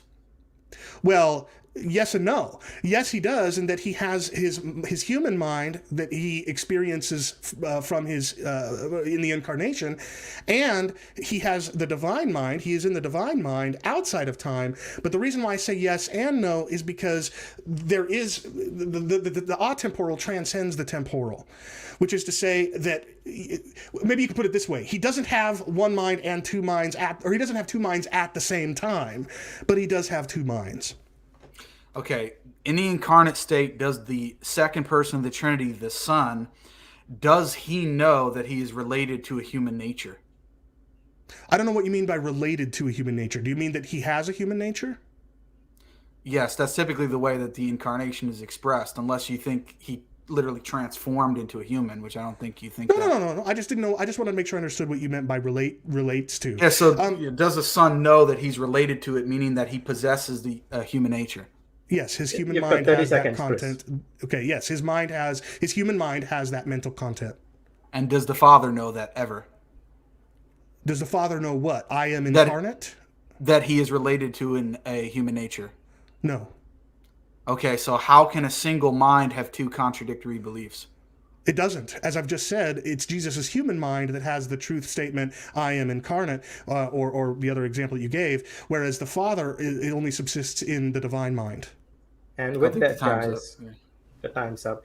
Thank you once again to both of you for keeping this respectful, for keeping it lively. And thank you especially also to Chris for being willing to do that additional 3 minutes. Yeah. I could see some of our audiences really appreciated that. So with He, that, he's right. That was something we all agreed on. So it was all I could do to do the right thing. I don't deserve any kudos for that.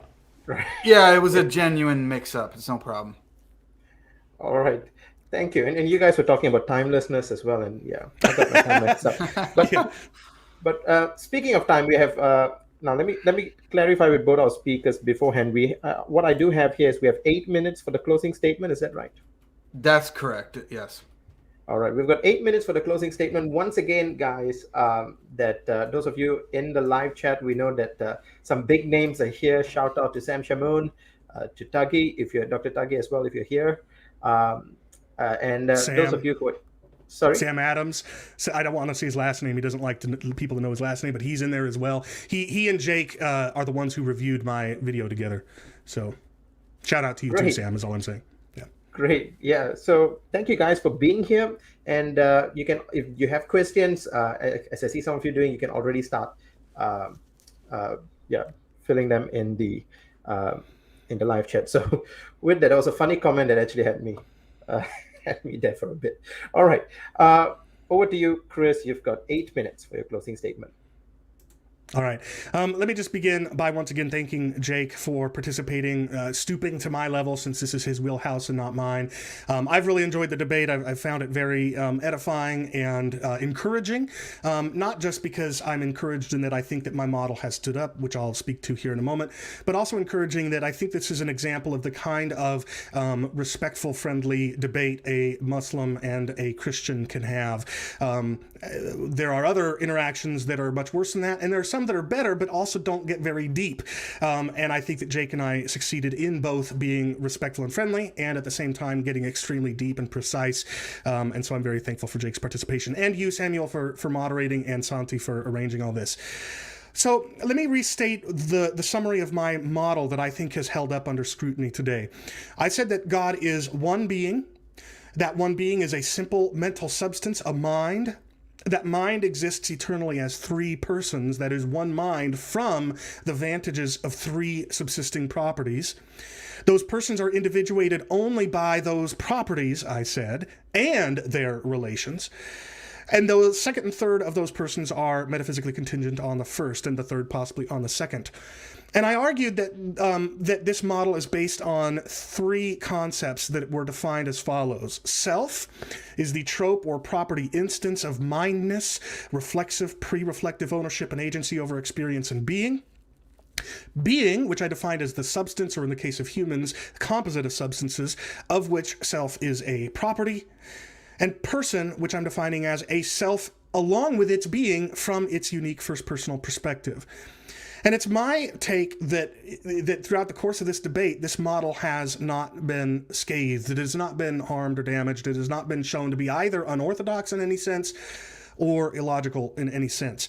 But again, this isn't my wheelhouse, and so it may just be that I'm failing to see something that is very obvious to Jake. I'll leave that for viewers to decide. And if there is any merit to the model that that I've offered, I'm hoping that the more philosophically and theologically astute Christians among my brethren and sisters will help me to build upon this model if it can be fleshed out even more and more robustly. I think there is at least promise here, if I'm right, that it is held up under the scrutiny of Jake's very careful and precise eye. Now, I want to use the remainder of my time to urge my Christians in a particular way, to exhort my Christians in a particular way. And it's the same kind of thing I offered at the end of the video that Jake mentioned, upon which he based his opening, from which, of course, I have since developed my model even further. We Christians need to take seriously the logical and philosophical objections of our non-Christian interlocutors. And I think that when it comes to the doctrine of the Trinity especially, but there are others, I think that we Christians sometimes bury our heads in the sand. And I don't think that that's wise. And I don't think it's loving. Because if somebody like Jake sees what he is convinced is a logical incoherence in the doctrine of the Trinity, then it does no good for us to just simply assert, well, we can't make sense of it, but it's what the Bible says, so we got to believe it. Because most of us, when encountering what we cannot reconcile as being coherent, are going to reject it for that very reason. And so if we don't fail to really tackle the alleged logical contradictions or failures of orthodoxy in various Trinity models when we are dialoguing with Muslims or atheists or people from other non-Christian religions, I think that we are failing to show them love, because we are failing to help them embrace the truth that we know is the truth they need to embrace, because their very life is at stake. So I want to encourage Christians to take this issue more seriously. To my fellow lay Christians, and I do still count myself a lay Christian, although I've now got a few years of education under my belt, for which I'm very thankful, but I still consider myself a lay person. And to my fellow lay people, I want to say, don't become content. Don't let yourself be content with simply parroting a series of statements about the Trinity. Strive to try and come up with, to accept or come up with a model of the Trinity that meets the requirements of orthodoxy, but can also be understood coherently, so that you can be God's agent to people like Jake and to other people that I've mentioned, atheists and people from other non-Christian religions. You will be loving, not just by sharing that information when the dialogues arise, but simply by being prepared to. And by the way, my fellow Christians, if you put the work into that, you will actually find that there's a personal, sanctifying, edifying value to being prepared in that way. I mean, there's a reason why there are books from Trinitarians that go to great pains to explain how beneficial to the Christian life a belief in the Trinity is. It's similar to what is it C.S. Lewis who said it's not so much that he's something like God is like the sun, in that he's the light by which he sees everything. Well, the Trinity is like that. The better that you can make sense of the Trinity, the more an understanding of God as triune will affect your very Christian walk. And it will make you able to love your non-Christian friends and neighbors and coworkers and so forth better, because you'll be able to, possibly anyway, remove obstacles to their embracing the life-saving truth of Christianity that you embrace. But now I want to speak to my more scholarly Christian peers, people that have debated Jake and people that have debated other people that raise the same kinds of objections. If you go into a debate with somebody whose primary, or at least for whom a primary reason for objecting Christianity is they think the doctrine of the Trinity is absurd, that it's logically incoherent, either don't participate in that debate at all if all you're going to do is say, well, this is what Scripture teaches, because that's not what they're questioning anyway. They could just simply concede, sure, Scripture teaches it, and it's logically incoherent. If you want to engage in debate with people like Jake, if you want to, it's going to be scary. It's scary for me. I've been extremely nervous coming into this debate, and I've been very highly encouraged, but I'm extremely nervous. It's a scary thing. But if we don't have the courage as scholars, especially as scholars, if we don't have the courage to come to debates like this one with Jake with a logical defense of the Trinity as well as a biblical one, I think that we are failing to do the very thing for which we're scholars. Our job as Christian scholars is to make sense of these things and make things accessible to people that aren't. But if we just put our heads in our sand and fail to address them, we're not going to be loving our non-Christian interlocutors. So scholars and lay people alike, take this seriously and spend more time to understand it. And I'll leave it with that. Thank you. Thank you, Chris, for your participation. Now we turn the time to Jake. You would have 8 minutes, just like Chris, to wrap up your presentation for this debate. Your 8 minutes starts right now.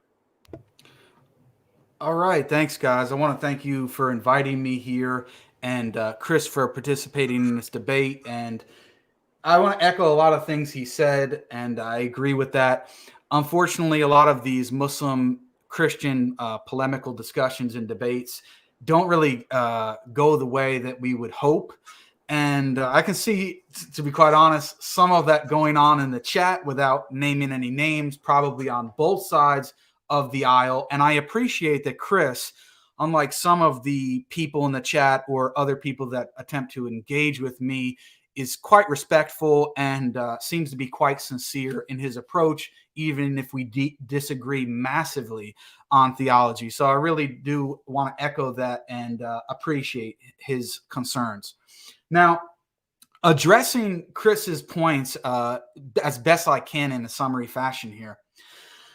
Chris, on the issue of aseity, claims that the Son and the Spirit are ase in some sense. And yet he also declares that they are dependent upon the Father and even possibly maybe dependent upon the being of God.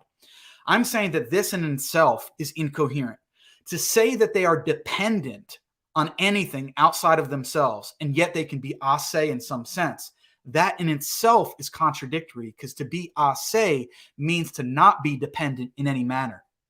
Secondly, I asked him several times for references for his claim prior to the 16th or 17th century before Roll, in which you have orthodox statements from church fathers, not just creeds, but those who actually wrote the creeds, similar to how the forefathers wrote our Constitution, how they interpreted it, what did they say?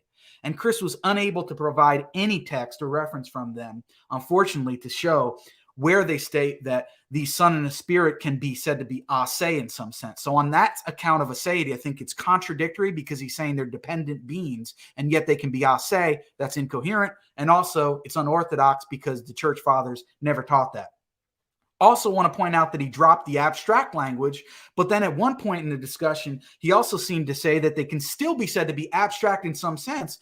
And he asked the question, well, why can't we say that abstract things or abstract objects can cause things? He even said, well, maybe most philosophers or even all philosophers would disagree with that categorization, that abstract objects or abstract beings, things, persons, however you want to phrase it, can actually cause things. Well, that in and of itself is incoherent. Anyway, anyone can look up the standard accounts on abstract objects, and nobody really is going to affirm or really defend the notion that Chris is, that abstract objects like the number 1 can really cause anything. So if Chris doesn't mean that the persons are abstract in that way, then he either doesn't really believe they're abstract, which he's contradicting himself, or he does believe that they're abstract in a similar way and can cause things, in which case it's incoherent to say that an abstract object like a number 1 can cause anything and be said to be the creator of all physical reality. Also, it's interesting that Chris, and I like the fact that I'd like to think that through my attempt at objecting to some of the things, maybe he's thought through some of these things more. I see genuine development in his view. So at the very least, even if we don't agree at the end, I think it's been successful in that vein, because he's moving to what I would call the Thomistic understanding of the Trinity, in which the distinctions between the persons are merely the subsistent relations. And then when I make that accusation, he says, well, no, Jake, I'm not actually saying that. But it becomes apparent that that's what he actually is saying when I ask him questions like, for example, when for example, let's take the indexical statements. When I say, does the Father know that he is the Father? If you go back and you play the video, when I first asked him the question, does the Father know the statement or the proposition that he is the Father? He said, I don't know. Now, I would think that any biblical Trinitarian will say, of course. And that's why I went to the New Testament, where I showed that in the baptism, the Father calls from heaven saying, you are my Son, meaning that he's the Father in whom I am well pleased. Likewise, on the flip side, we have the Son saying to the Father that the Son says that this is life eternal, that they, speaking of the Father, that you, the Father, are the only true God, not the abstract being, and I am Jesus Christ, in which you have sent. So there's a distinction in which the Father knows uniquely that he's the Father, and the Son knows uniquely that he's the Son. Well, Chris responded in saying, well, I don't even know if the Father really knows that he is the Father in that way.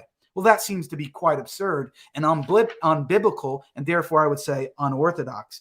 And so that therefore it would be, Chris would be unable to defend his position at that point. Also, in line with that, this idea that Chris believes that there is one mind, and yet he said there are three centers of self-consciousness. So he's explaining and making a distinction between a mind and a center of self-consciousness, which is very interesting, something to explore further. But, and I'd like really some more detail from Chris on that. Maybe we can have a future discussion, whether in debate format or offline. I'm fine with either. But it's interesting that he thinks there's only one mind in the Trinity. Well, what makes sense of the fact that there's one mind in the Trinity, yet they have contradictory sets of beliefs, meaning one believes that he's the Father and the other says, no, I'm not the Father. Well, how can a single mind have contradictory beliefs? When I bring up this objection, what does Chris appeal to? He appeals to a person with multiple personality disorder. Well, I mean no offense to my Christians, but if you have to appeal to multiple personality disorder to explain an analogy of something what is happening in the Trinity, then I think you've gone wrong at some point. I really request for Trinitarians to think hard about this before comparing God to a being with multiple personality disorder. He also claimed that a person can have multiple personality disorder, and these things are actually multiple persons. Well, no, they're not. There's one person that's just confused that thinks he is multiple persons. That's why those type of people, we either unfortunately send them to the mental hospital to get some help, or at the very least put them on medication, because it's seen as a disorder and something that is not normal rather than an attribute of perfection. And if God is the most perfect being, then why would we compare him to something in created order which is imperfect and unnatural, or not even really considered to be anything close to perfect? It's much less than perfect. Also, the last point here that I want to try to hit on is this idea of becoming flesh, and the idea that it's not an eternal action. He said becoming flesh is not an eternal action, and yet God is timeless. Well, how does God become flesh, which is a temporal action, and yet he's timeless? To be timeless means to not be related in any way to time, in the sense that you can make claims about before and after. Well, we can say that the Son before was not a human, and then he became one. This inevitably introduces temporality into the Godhead, and there's no way around it. And this is why there is no possible way to say that you believe in the incarnation and yet God is timeless. These things will never possibly go together. There's just no possible way. Now, lastly, for those who are interested, I have an entire video on Chris's idea of the love argument, the one and the many, all of those things. You can check on my channel on a video called "Is the Trinity Necessary?" Unfortunately, I didn't get to address it further. Thank you for listening. Thank you very much, Jake. And once again, both of you have been excellent in participating in this debate, keeping to the time. And I really, really want to express my appreciation to both of you, and also to our audiences that have still been following us until this point. So this is the time. We've concluded the formal part of this debate. Now is the time we get to hear from you. And again, you can still send in your questions. We'll allocate at least 25 minutes to answering some of the questions that you have. So I'll set the timer to 25 minutes, and I ask that our speakers be as succinct as possible to sufficiently answer the question. The first question, well, again, since there's been a lot going on in the live chat, it's going to be difficult for me to pick out everyone, but I'll try and find the questions that are most relevant and give each speaker a chance. So first question will be addressed to Jake. This is from Sahi. Thank you, Sahi, for your question. I'm not sure if it's R1 or is it RI. Okay, it must be something in your slides that he's talking about here. Proves the relational identity. He's saying relational identity. Got it. I think. So, yes, I think that's what it is. By the way, Luke, you keep calling me Jack, buddy. My name's Jake. Come on. But go ahead. Right. Yeah. So, Jake, the question is, relational identity proves that Trinity is logically coherent. Your contention is that it abandons. Now, what does CI stand for? Yeah, I I'll think he just say means. CI. I think he means to put CL, which would be classical logic. But go So ahead. classical I understand. identity. Got it. Okay, You know what? maybe that Why too. don't you Yeah, just take? could Why be. don't I you don't just know. tackle the question straight up then? Okay, so I'll interpret it the best I can. I think he's talking about relative identity proves the Trinity is logically coherent. Your contention is that it abandons either classical identity or classical logic. But since classical identity or classical logic and relative identity are both theories, why aren't you guilty of special pleading? I guess you need to explain what you mean by special pleading, because I don't see how that would be a case of special pleading. So I'm not really sure what that has to do with it. But I think what he's trying to say is that there is a Trinitarian theory which is called relative identity, which basically says, and Chris may or may not affirm it. I'm not sure at this point, to be honest, but in which the Father can be identical to God, and the Son can be identical to God, and yet they're not identical to each other. That seems to go against what's called classical identity and classical logic, because by the transitivity of identity and Leibniz's law, if those two things are identical to a third thing, which is God, then it would follow by classical identity that they're identical to each other. Relative identity says, no, it's possible for them to be identical to God and not identical to each other. Yes, if you want to affirm that position, go ahead, but I think that's incoherent, because it's, first of all, it's already going against classical logic, and people who defend that position, such as Peter Van Inwagen, note that it's merely a linguistic solution. It is not a metaphysical solution, because we have no explanation of how that would possibly work, and we have no example of it anywhere in physical reality. Sorry for the long explanation, but I tried to explain what the guy was asking.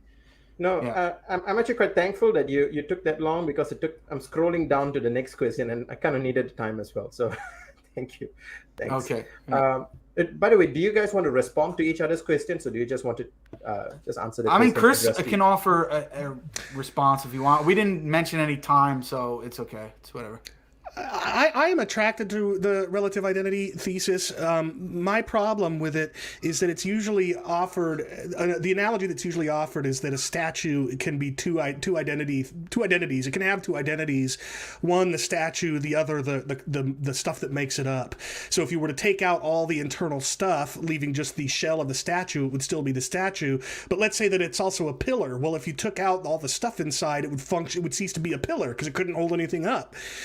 So conversely, if you were to shave the shape of the statue down to just a bare pillar, it would still be a pillar, but it would no longer be a statue. I actually think there's some merit to that. The problem I have with it is that it doesn't seem to ground how there could be three persons, because persons aren't just objects, they're agents, they have experiences. And this is where I think that my concept of self being a property of mind may actually wed Latin social and relative identity theories of Trinity, in the sense that now relative identity does make sense with different persons, because the relativity is the perspective of which self the being is expressed. But that's really inchoate, and I don't have any more to say about it for this at the time being. Thanks very much. And we'll move to the next one. Now, this is a question for Chris, also by Sahi. He says, regarding incarnation of the Son, it seemed that Jake, he got your name right this time, Jake, so was confused by attempting to suggest the taking on of flesh pertains to eternity. Your thoughts? Well, I just think that this comes down to the extreme difficulty of understanding how anything outside of time can do anything inside of time. I could be wrong. I suspect that even many Muslim scholars believe in divine atemporality. And if that's the case, then Muslims also believe that God outside of time can do things inside of time. Now, maybe Jake's concern was that, yeah, but we're here saying as Christians that only one of the divine persons who exists outside of time that way does something in time. How could that be accounted for if, in fact, all three persons are sharing one mind? And that's where it's the very distinction between atemporal and temporal that is at play here. You see, if you say before the incarnation, you're not talking about atemporality. By very definition, the fact that you're using before means you're talking about temporality. So you can say that before Jesus, before the incarnation, the Son didn't exist as a human person in time. At the moment of the incarnation, that's when the Son began to be a human being in time. But that's not action that's taking place outside of time. It's a really bad analogy, but an analogy nevertheless, is if J.R.R. Tolkien were to write himself in to The Lord of the Rings as a character. Well, there is no point in time in J.R.R. Tolkien's world, our world, before which J.R.R. Tolkien wasn't incarnate in Middle-earth. No, the beforeness of the incarnation of J.R.R. Tolkien in Middle-earth, in my hypothetical scenario here, is entirely within the time. It's entirely within Middle-earth. So likewise, whenever we talk about before the incarnation, we are by necessity talking about what's taking place in time, and therefore I don't see any problem with a triune divine being existing outside of time. Jake, do you want to respond briefly? Yeah, I'll just respond. I think Luke was actually confused on what I was trying to say, because I wasn't confused thinking that Christians believe that the incarnation took place in eternity past. Of course I know that they don't. And my point was simply that Chris actually said that he believes that God is timeless. And my claim was that how could you possibly make timelessness, the timelessness of God, cohere with the idea of the incarnation, in which a second person of the Trinity enters into time and has actions that are performed within time. I was arguing that holding those two things together are contradictory. Of course, I don't believe that Chris or Trinitarians, although there have been some absurd theories that actually posit this, believe that the Son became incarnate in eternity past. So I wanted to clear that up. That was not my intention. Thanks, Jake, and also Chris. We move on to the next question. This is for Jake. How is it that you are not confusing being and person as all Unitarian apologists do? For example, the Son can be arse in his being, but not in his person, etc. Yeah, I don't think that I'm confusing the distinction between being and person as Unitarians do. So let me address that first. I think I've made those distinctions quite clear. And when I was asking Chris, actually in the cross-examination section, I believe, whether or not he thinks that the person of the Son is arse, I don't know. I'm still, could be quite frank, a bit confused about the answers because they seem to be conflicting with one another. Nevertheless, when you say that the Son can be arse in his being and not in his person, first I was arguing that this is unorthodox because this is not how the church fathers understood it. They understood that aseity is a personal property of the Father, not of the one being of God. Because if it was a property of the one being of God and each one of them possessed it, well then, okay, he would be arse. But they didn't believe that he was arse in virtue of the fact that it was a personal property of the Father, not of the one being. Secondly, to say that aseity is a property of the being and the Son possesses it and yet he's dependent, then you are saying simultaneously that he's a dependent being and yet he's independent, meaning he doesn't depend upon anything outside of himself, and that's contradictory. It doesn't make any sense. Look, when it comes to what's orthodox, there are all sorts of things that a body of people might think about the language they capture in a creed or in a confession. Take the Baptist Faith and Message, for example. In the topic on hell, it just affirms eternal punishment. But part of the reason for using that language is because it's biblical, but also because both conditionalists like me and believers in eternal torment, like many of the people who crafted the Baptist faith and message, believe that eternal punishment is eternal torment.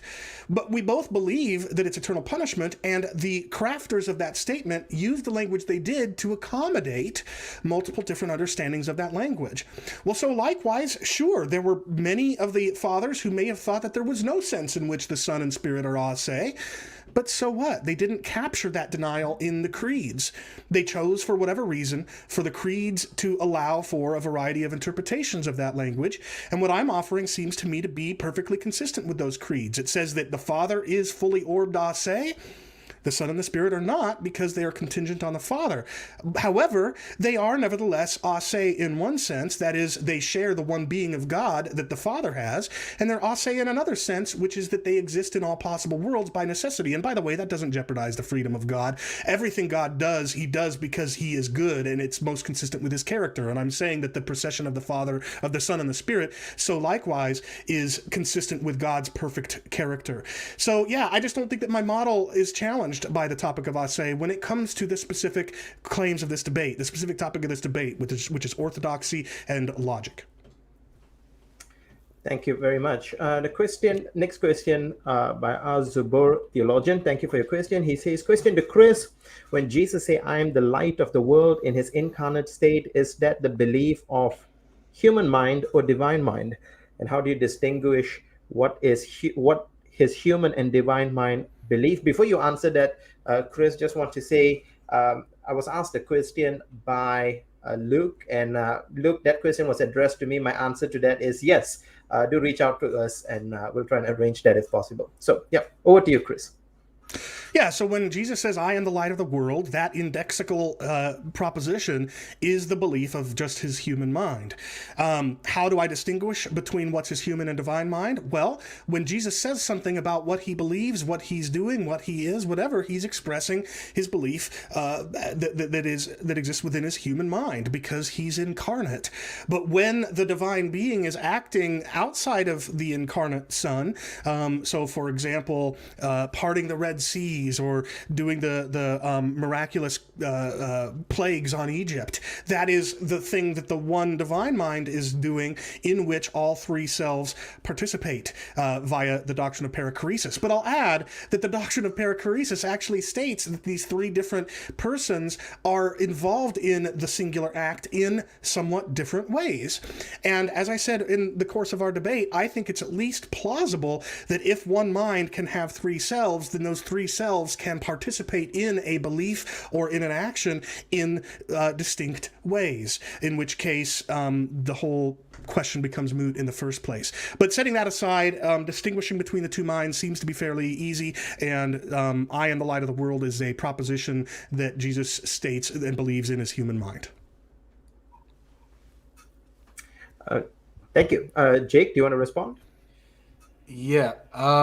So it seems like he's talking about the two minds that Christ has in the incarnate state. I'll just answer your question. How do I understand it? How does he have this belief of the human mind or the divine mind? I think that Chris seems to be saying that Christ in the incarnate state somehow has two minds, and therefore he can make a distinction between the beliefs that each mind sort of possesses. I think the issue with that, but is really on the incarnation and kind of an entirely different subject, is how you would explain how you could be a single person with two minds. I think that's quite problematic, and that's been a critique of the two mind theory for quite some time. Thank you. I'm looking for questions for Jake next, but I can't seem to find them. In fact, many of the next few questions are actually directed at Chris. So, and I'm sure that Chris doesn't mind. You've already taken 3 minutes of cross-examination. Here's a little bit more for you, Chris. Question to Chris. Why did Jesus say the Father is the only true God? How does that work in your version of the Trinity? Well, there are two reasons it works. Number one, Jesus isn't merely God, he's also human. And unless somebody wants to suggest that a human being isn't obligated to worship God as the one true God, then I don't see any problem here. As an incarnate human, Jesus did exactly what is expected of a human being, and that's worship the one true God. But the reason why that's coherent is because, as again, I'm suggesting that when Jesus refers to the Father as the only true God, the only true God is the divine being. Outside of time, the Son subsists in that same being as the Father. So it's true. So it would equally be true that the Son is the one true God. There doesn't seem to be anything illogical about that, provided that only true God is a reference to being, irrespective of the perspective of self, the distinction that I explained in the course of the debate. So yeah, that's how I would answer that. Jake? Yeah. Typically, this verse is used by Muslims to try to say that it's actually teaching here that Jesus is not God. I want to be clear that that's not what I was intending to do with this particular reference. What I was intending to do was more interact what I see as a flaw in Chris's model, which I still think it is a one-self model, in which you have an interpersonal conversation and relationship between the Father and the Son, an I-thou relationship, which doesn't seem to really make sense on Chris's view, which you only have the distinction between these relations that are in eternity past. And if you do have more of a distinction between that, then it would contradict his previous statement that seemed to suggest that. Although Chris thinks, and I want to be fair, he thinks I'm misunderstanding him, but I don't really think that I am. So I want to be clear that I wasn't using that in the way that maybe Muslims are typically used to. But yeah, it was for a different purpose. All right, thank you. Thanks, Jake and Chris. Now, since then the following questions are for Chris as well, maybe I'll just throw in one of my own questions. For Jake, this is just impromptu, and Chris can and also respond to this as well. What are your thoughts on, for example, incarnational sonship? And do you think that would be a better model of explaining the Trinity than eternal generation or eternal sonship? And it'll be good to have Chris as well answer this question as well. Meanwhile, we'll try and find other questions directed for Chris. So for Jake, go ahead. Okay, so insofar as I understand your question correctly, you're basically saying that the Son is the Son in virtue of becoming incarnate. Is that how you understand it? Yes. Is that what you're asking? Yes. Okay. Would you consider that a better model, or would you say that eternal generation is a better model? Oh, okay, I see. So, I think more logically consistent in your view is I guess where I was thinking. I see. Yeah. So, I would think that. Let me just say this: if I were a Trinitarian, I would have a lot of difficulty with saying that the Son and the Spirit are dependent upon the Father in an asymmetrical way, in a way that the Father is not dependent on them. It seems to make the Father greater than them in virtue of him being ase. So I do see that problem, and I recognize it. And Christian apologists like William Lane Craig, he just openly rejects this doctrine because of the similar arguments that I'm raising and says that it's problematic. And he would agree with what I don't know if you're saying, but based on your question, that he is the Son in virtue of becoming incarnate. And there is nothing, which is an interesting point, Chris, that maybe you'll comment on that I didn't bring up. As far as I'm able to tell, there is no language actually in the Bible itself that says that the Son is eternally begotten of the Father. In most cases, if you assume an incarnational Christology, it seems that the term begotten is referring to him in terms of his human nature, meaning that he's becoming flesh. And so I would actually argue that the Bible doesn't support the doctrine of eternal generation, and that's certainly open to a Christian. But on the other hand, as the way that Chris portrayed his account of orthodoxy, it would be considered unorthodox because it wouldn't be in agreement with the Nicene Creed. So, that's kind of your options there. If you want to, as a Protestant, say, well, I don't necessarily have to hold to the creed in that way, and I'm sticking with the Bible, and the Bible doesn't teach it, go ahead. But that wouldn't be orthodox as we've discussed here. Thanks, Jake. What are your thoughts, Chris? Yeah, so to be honest, am tempted to agree with Jake in that I don't think that the Bible supports the eternal generation of the Son and of the Spirit. That doesn't mean to say that, or I don't mean to say that the creeds thereby contradict Scripture, but I can't, for the life of me, find any biblical basis for their affirmation of the eternal generation of the Son and spiration of the Spirit. And this is why in my presentation, I pointed out that the last two items in my list of requirements for orthodoxy, I'm saying I'm conceding those to make my job as hard as possible in this debate. I really did want to make my job as hard as possible. And so I conceded those for the purposes of this debate. And if someone thinks that orthodoxy requires affirming those, I think the model that I've offered allows for it. But I really don't think orthodoxy should be considered to require the eternal generation of the Son, because again, I think the biblical language of begotten has to do with Jesus' human nature, not the divine nature. But I will say this directly to your question, Samuel. I think it's plausible to say that the second person of the Trinity became the Son in the Incarnation. But I don't think that it's plausible to say that prior to the incarnation, there was only one person. So when you said, do you think the incarnational sonship view is legitimate? I would say, sure, you can embrace that, provided that what you're saying is that the second of three persons in the eternal being of God became the Son in the incarnation, because it's the incarnation that introduced the paternal relationship between father and son. I would encourage you to not go any further than that. But anyway, long and the short of it is, though, I'm not sure where I stand on the procession. I'm, at this point, only willing to affirm it for the sake of not being called a heretic. And I think my model allows for it. And that's good enough to me. If I could just ask you something about this. So just to be clear, you're saying that you were defending this because this is how it's typically understood as the Orthodox position, but you're not necessarily wedded to it personally in terms of your personal beliefs. You think that you could sway the other way and say, well, no, the Bible doesn't necessarily teach that, therefore I don't have to affirm it. Is that what you're saying? It's very, very close to what I'm saying. The only thing that the only nuance I would add is that I'm willing to affirm the generation, the begetting of the Son eternally and the eternal spiration of the Spirit, so that I'm affirming the creeds, because perhaps they were onto something that I don't see. But if it weren't for those creeds, I would immediately dispense of belief in the eternal generation of the Son. Yes. Okay. Fair enough. Thanks for explaining. By the way, the question was based on an article written in 1991 by John MacArthur, where he actually argued for incarnational sonship. But his changed his mind after that. So anyway, it's as you can imagine, very related to the whole debate over the whether or not the Son is eternally subordinate, right? I think that Christians right now are going at each other's throats in a very deplorable, lamentable way.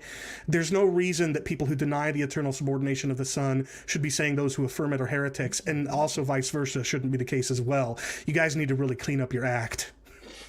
Yeah, by the way, just to add to that, Wayne Grudem in his systematic theology, he also, it seemed like in an earlier edition, denied it and then later affirmed it in a later. So within Protestant circles, it seems that there's genuine difference of opinion on that. So we just want to be clear about that. Yes, Charles Lee Ayard's thesis was one of those that helped Grudem actually relook at least the word monogenes, begotten. But that's part of an interesting discussion that's going on in Christology itself. But we'll move to the next question. Thank you guys for participating quite lively on that one. Chris, how can the Father and the being of God be numerically identical when only the Father is complex? Property plus being of God, do you deny the indiscernibility of identicals? Well, as I've already said, I am attracted to the relative identity thesis, provided that the distinction between persons in one single, or the distinction between identities in one single object is the distinction of between selves. But no, I don't at this point deny the indiscernibility of identicals.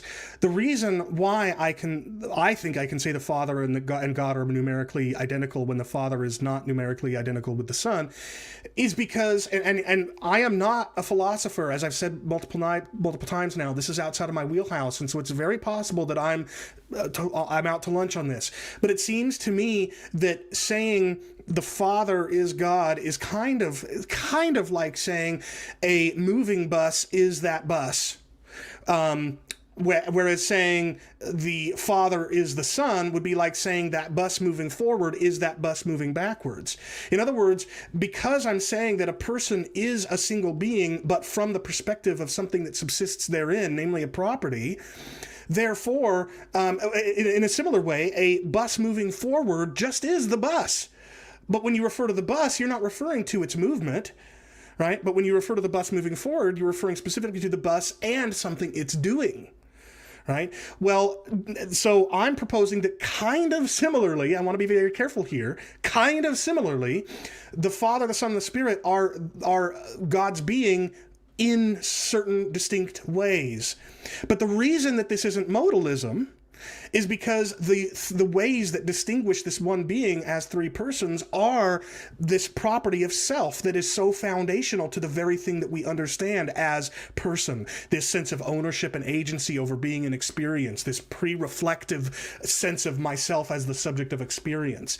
So yeah, is it possible if the indiscernibility of identicals means that you can't say that bus moving is that bus, well then I don't know, then yeah, my model might fall apart, but that frankly would strike me as very odd. So anyway, I'll leave it at that. Thank you, Chris. Jake? Yeah, so this is kind of what I was saying earlier when I was asking you, Chris, about how can you say that it's the being plus the way in which the being is operating in additional, so the being plus the property, which is the person, how can that be identical to the being? Because it's the being plus the property. Well, how can the being plus the property be identical to the being? And likewise, how could a second person, which is different, meaning a being plus a different property, also be identical to the one being when the two of them are not identical to each other? So, I mean, this is just some friendly advice. I really do think, based on what you said, I really do think that your model requires relative identity. And I think it's something that you should look into further, because your comment about the constitutional model of somebody like Ray and Brower, it's not the only game in town. I really think that you can look at people like Peter Van Inwagen and others who explain it in a different way, that don't do it in the sense of this physical material constitution of the statue and things like that. So if you don't like that, there are other ways of expressing the relative identity. And just to be quite honest, I really do think that your model assumes some type of relative identity, and it's what you really need to make it more robust. But that's just my thoughts. Samuel, can I just say 30 more seconds to follow up? Yeah, go ahead, man. Is that okay with you, Jake? I appreciate it, Jake.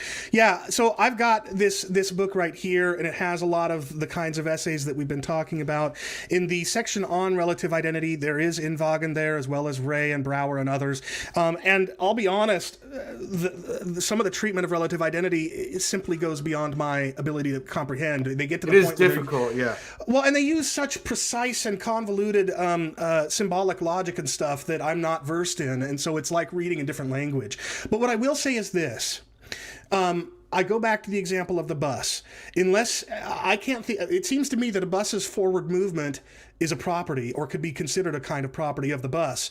But that would mean that you could say the bus moving forward is the bus, but at the same time deny that the bus moving forward is the bus moving backwards. I don't see how that violates Chris, the can I comment? Can I comment on that sure. to really explain maybe this will help you out? The reason why it's not contradictory to say that they're the same is because you're not comparing two things at the same time. You have the bus and then you have the bus moving. Well, yeah, if you have identity over time, it could be the same bus and yet it has different properties. The difference is in the case of the persons of the Trinity is that you have two of them which simultaneously, meaning at the same time, have different properties. Whereas with the bus, you have the bus and then the bus moving. I don't know if that's helping you really understand what I'm trying to say, but the bus moving is not contradictory to the bus because it's not at the same time. So you have to add into the fact that if it's at the same time, if they differ in any way at the same time, then it would be a problem. It's like me, for example. I'm the same person, I hope so at least, that I was before the debate started, even though I have the additional property of having the debate with Chris Date.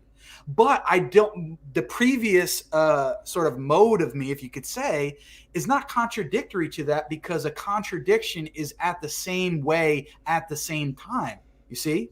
So if you allow for that identity over time, that's what the difference is with the bus. Whereas with the Trinity, you have these distinct properties simultaneously, and that seems to be the relevant difference of the problem.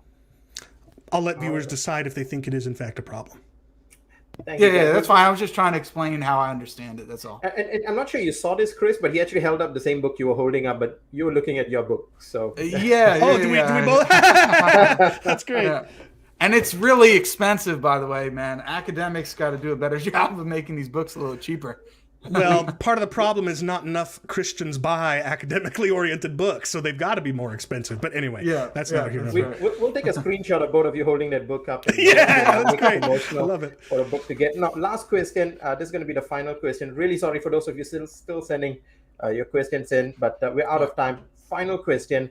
We'll let Jake answer this and Chris to respond to this. It's very closely related to the discussion we just had about eternal generation versus incarnational sonship. Jake, what do you think it means that the Spirit proceeded from the Father in terms of causality? Well, I mean, this is a bit of can of worms because, I mean, unless I missed it, I don't know which way Chris really goes on the issue of the filioque, and me explaining the controversy might take a bit of time, but let me just say this, is that the way I understand it, and this is also ties in, interestingly enough, to the further point, that one of the main motivations for the doctrine of the divine processions was based on the identity of indiscernibles, because what they were saying is, well, hold on a second, we have three persons who all have the same nature. If there's no distinction between them in any way, how is there not only one person? How do we explain it? So they came up with this, and I don't mean it in a crude way, but I think it is undergirding this, assuming this identity of indiscernibles to say, well, if they are different, we need to point to a difference. So they pointed to a difference, i.e. that the Son is caused by the Father is uncaused, and the Spirit is also caused by the Father. Now, you run into a problem here because, okay, we have a clear distinction between the Father and the Son and the Spirit in that the Father is uncaused and the other two are caused. But then it sort of, you ask the further question, well, what's the difference between the Son and the Spirit? Because they're both caused by the Father. So what's the relevant difference between the Son and the Spirit? Now, this is where the Catholics, I think, want to come in and say, well, listen, we've got something for you here. The relevant difference between the Son and the Spirit is that the Spirit is caused by the Father and the Son. And so that makes a clear distinction between them. Now, the Eastern Orthodox or the Eastern Church comes back and says, wait, but now you've got another problem. You've made the line blurry between the Father and the Son because now they're both a cause of another person. And what they want to say is, no, only the Father has that ability to cause another person. And then the Catholic says, well, wait, how are you distinguishing then between the Son and the Spirit? And they say, and this I think is quite interesting, they say that it has been revealed to us that there is a difference between generation and spiration, but it has not been revealed to us what that difference is. And then I think the Catholic is going to come back and say, well, come on, man. What really is the difference? You're saying it's two types of causation, but you're not really explaining it. And so anyway, I'll let people decide where they want to go on that debate in terms of how they understand spiration. Is it merely just a second type of causation that is different than generation that the Father alone does? Or is it causation in general similarly, but what distinguishes it is the agents involved in it, namely the Father and the Son, as opposed to merely the Father with the Son. So I know that was a long explanation, but I hope it explains what's going on here. Thank you, Jake. Chris?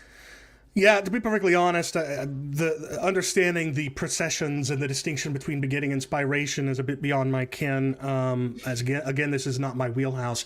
But what I will say is this: the most compelling justification and pseudo explanation of the eternal processions that I've found is in Richard Swinburne's work, where he says that love is a supreme good. Love entails one person giving to another what is good of what of one's own is good for them, and vice versa. And if that is indeed a supreme good, and that a maximally good God will exhibit that kind of interpersonal love, and so a single fully orbed ase self would would eternally beget a second, and then Swinburne goes on to explain that that's not really enough for meaningful love. Meaningful love also entails two or more parties working to love a third party in a similar way as between the first two, in which case that would kind of explain possibly what the creeds mean when the West says that Father and Son both are responsible for the spirating form of procession of the Spirit. That is about as close as I can possibly get in my mind right now to making sense of the eternal processions. And I think I do think that the nature of love strongly leads to the intuition that a maximally good being would be multi-personal, as I argued.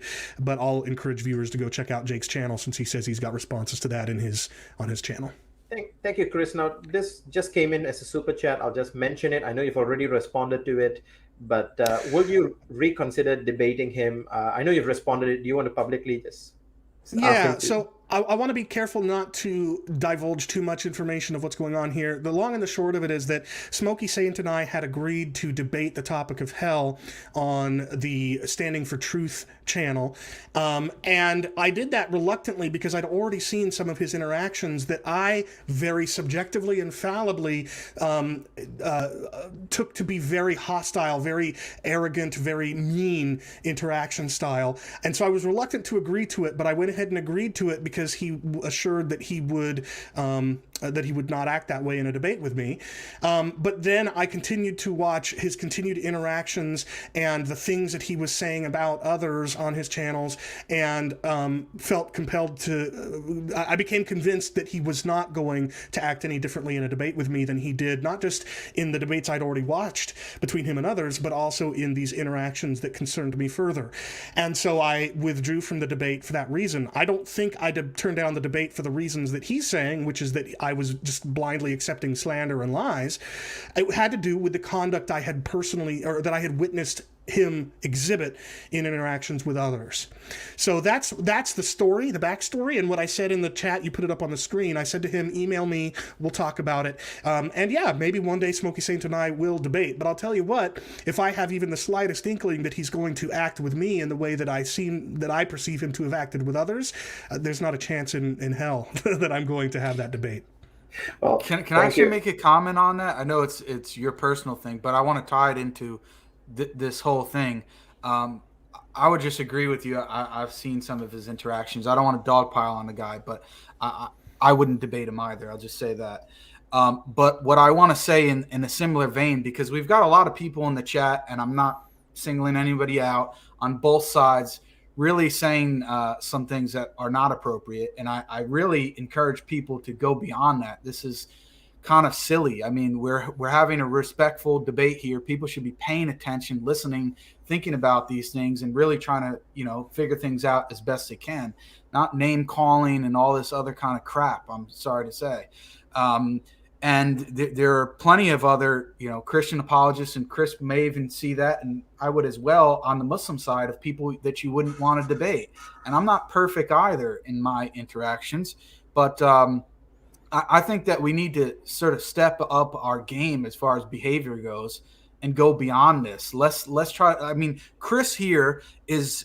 I really got to give him a lot of credit, because he's being quite humble and honest, that he's really attempting to actually deal with my arguments. I mean, my last debate, or my last few debates, people didn't even really want to touch the arguments. Now, Chris at least attempted to do so. So I really appreciate that. And we may not agree theologically, but he's really trying to think through these things. And I see it in real time, because he's admitted and he's changed his position slightly through thinking over these things. He's really trying to figure out and the best way he can present his faith.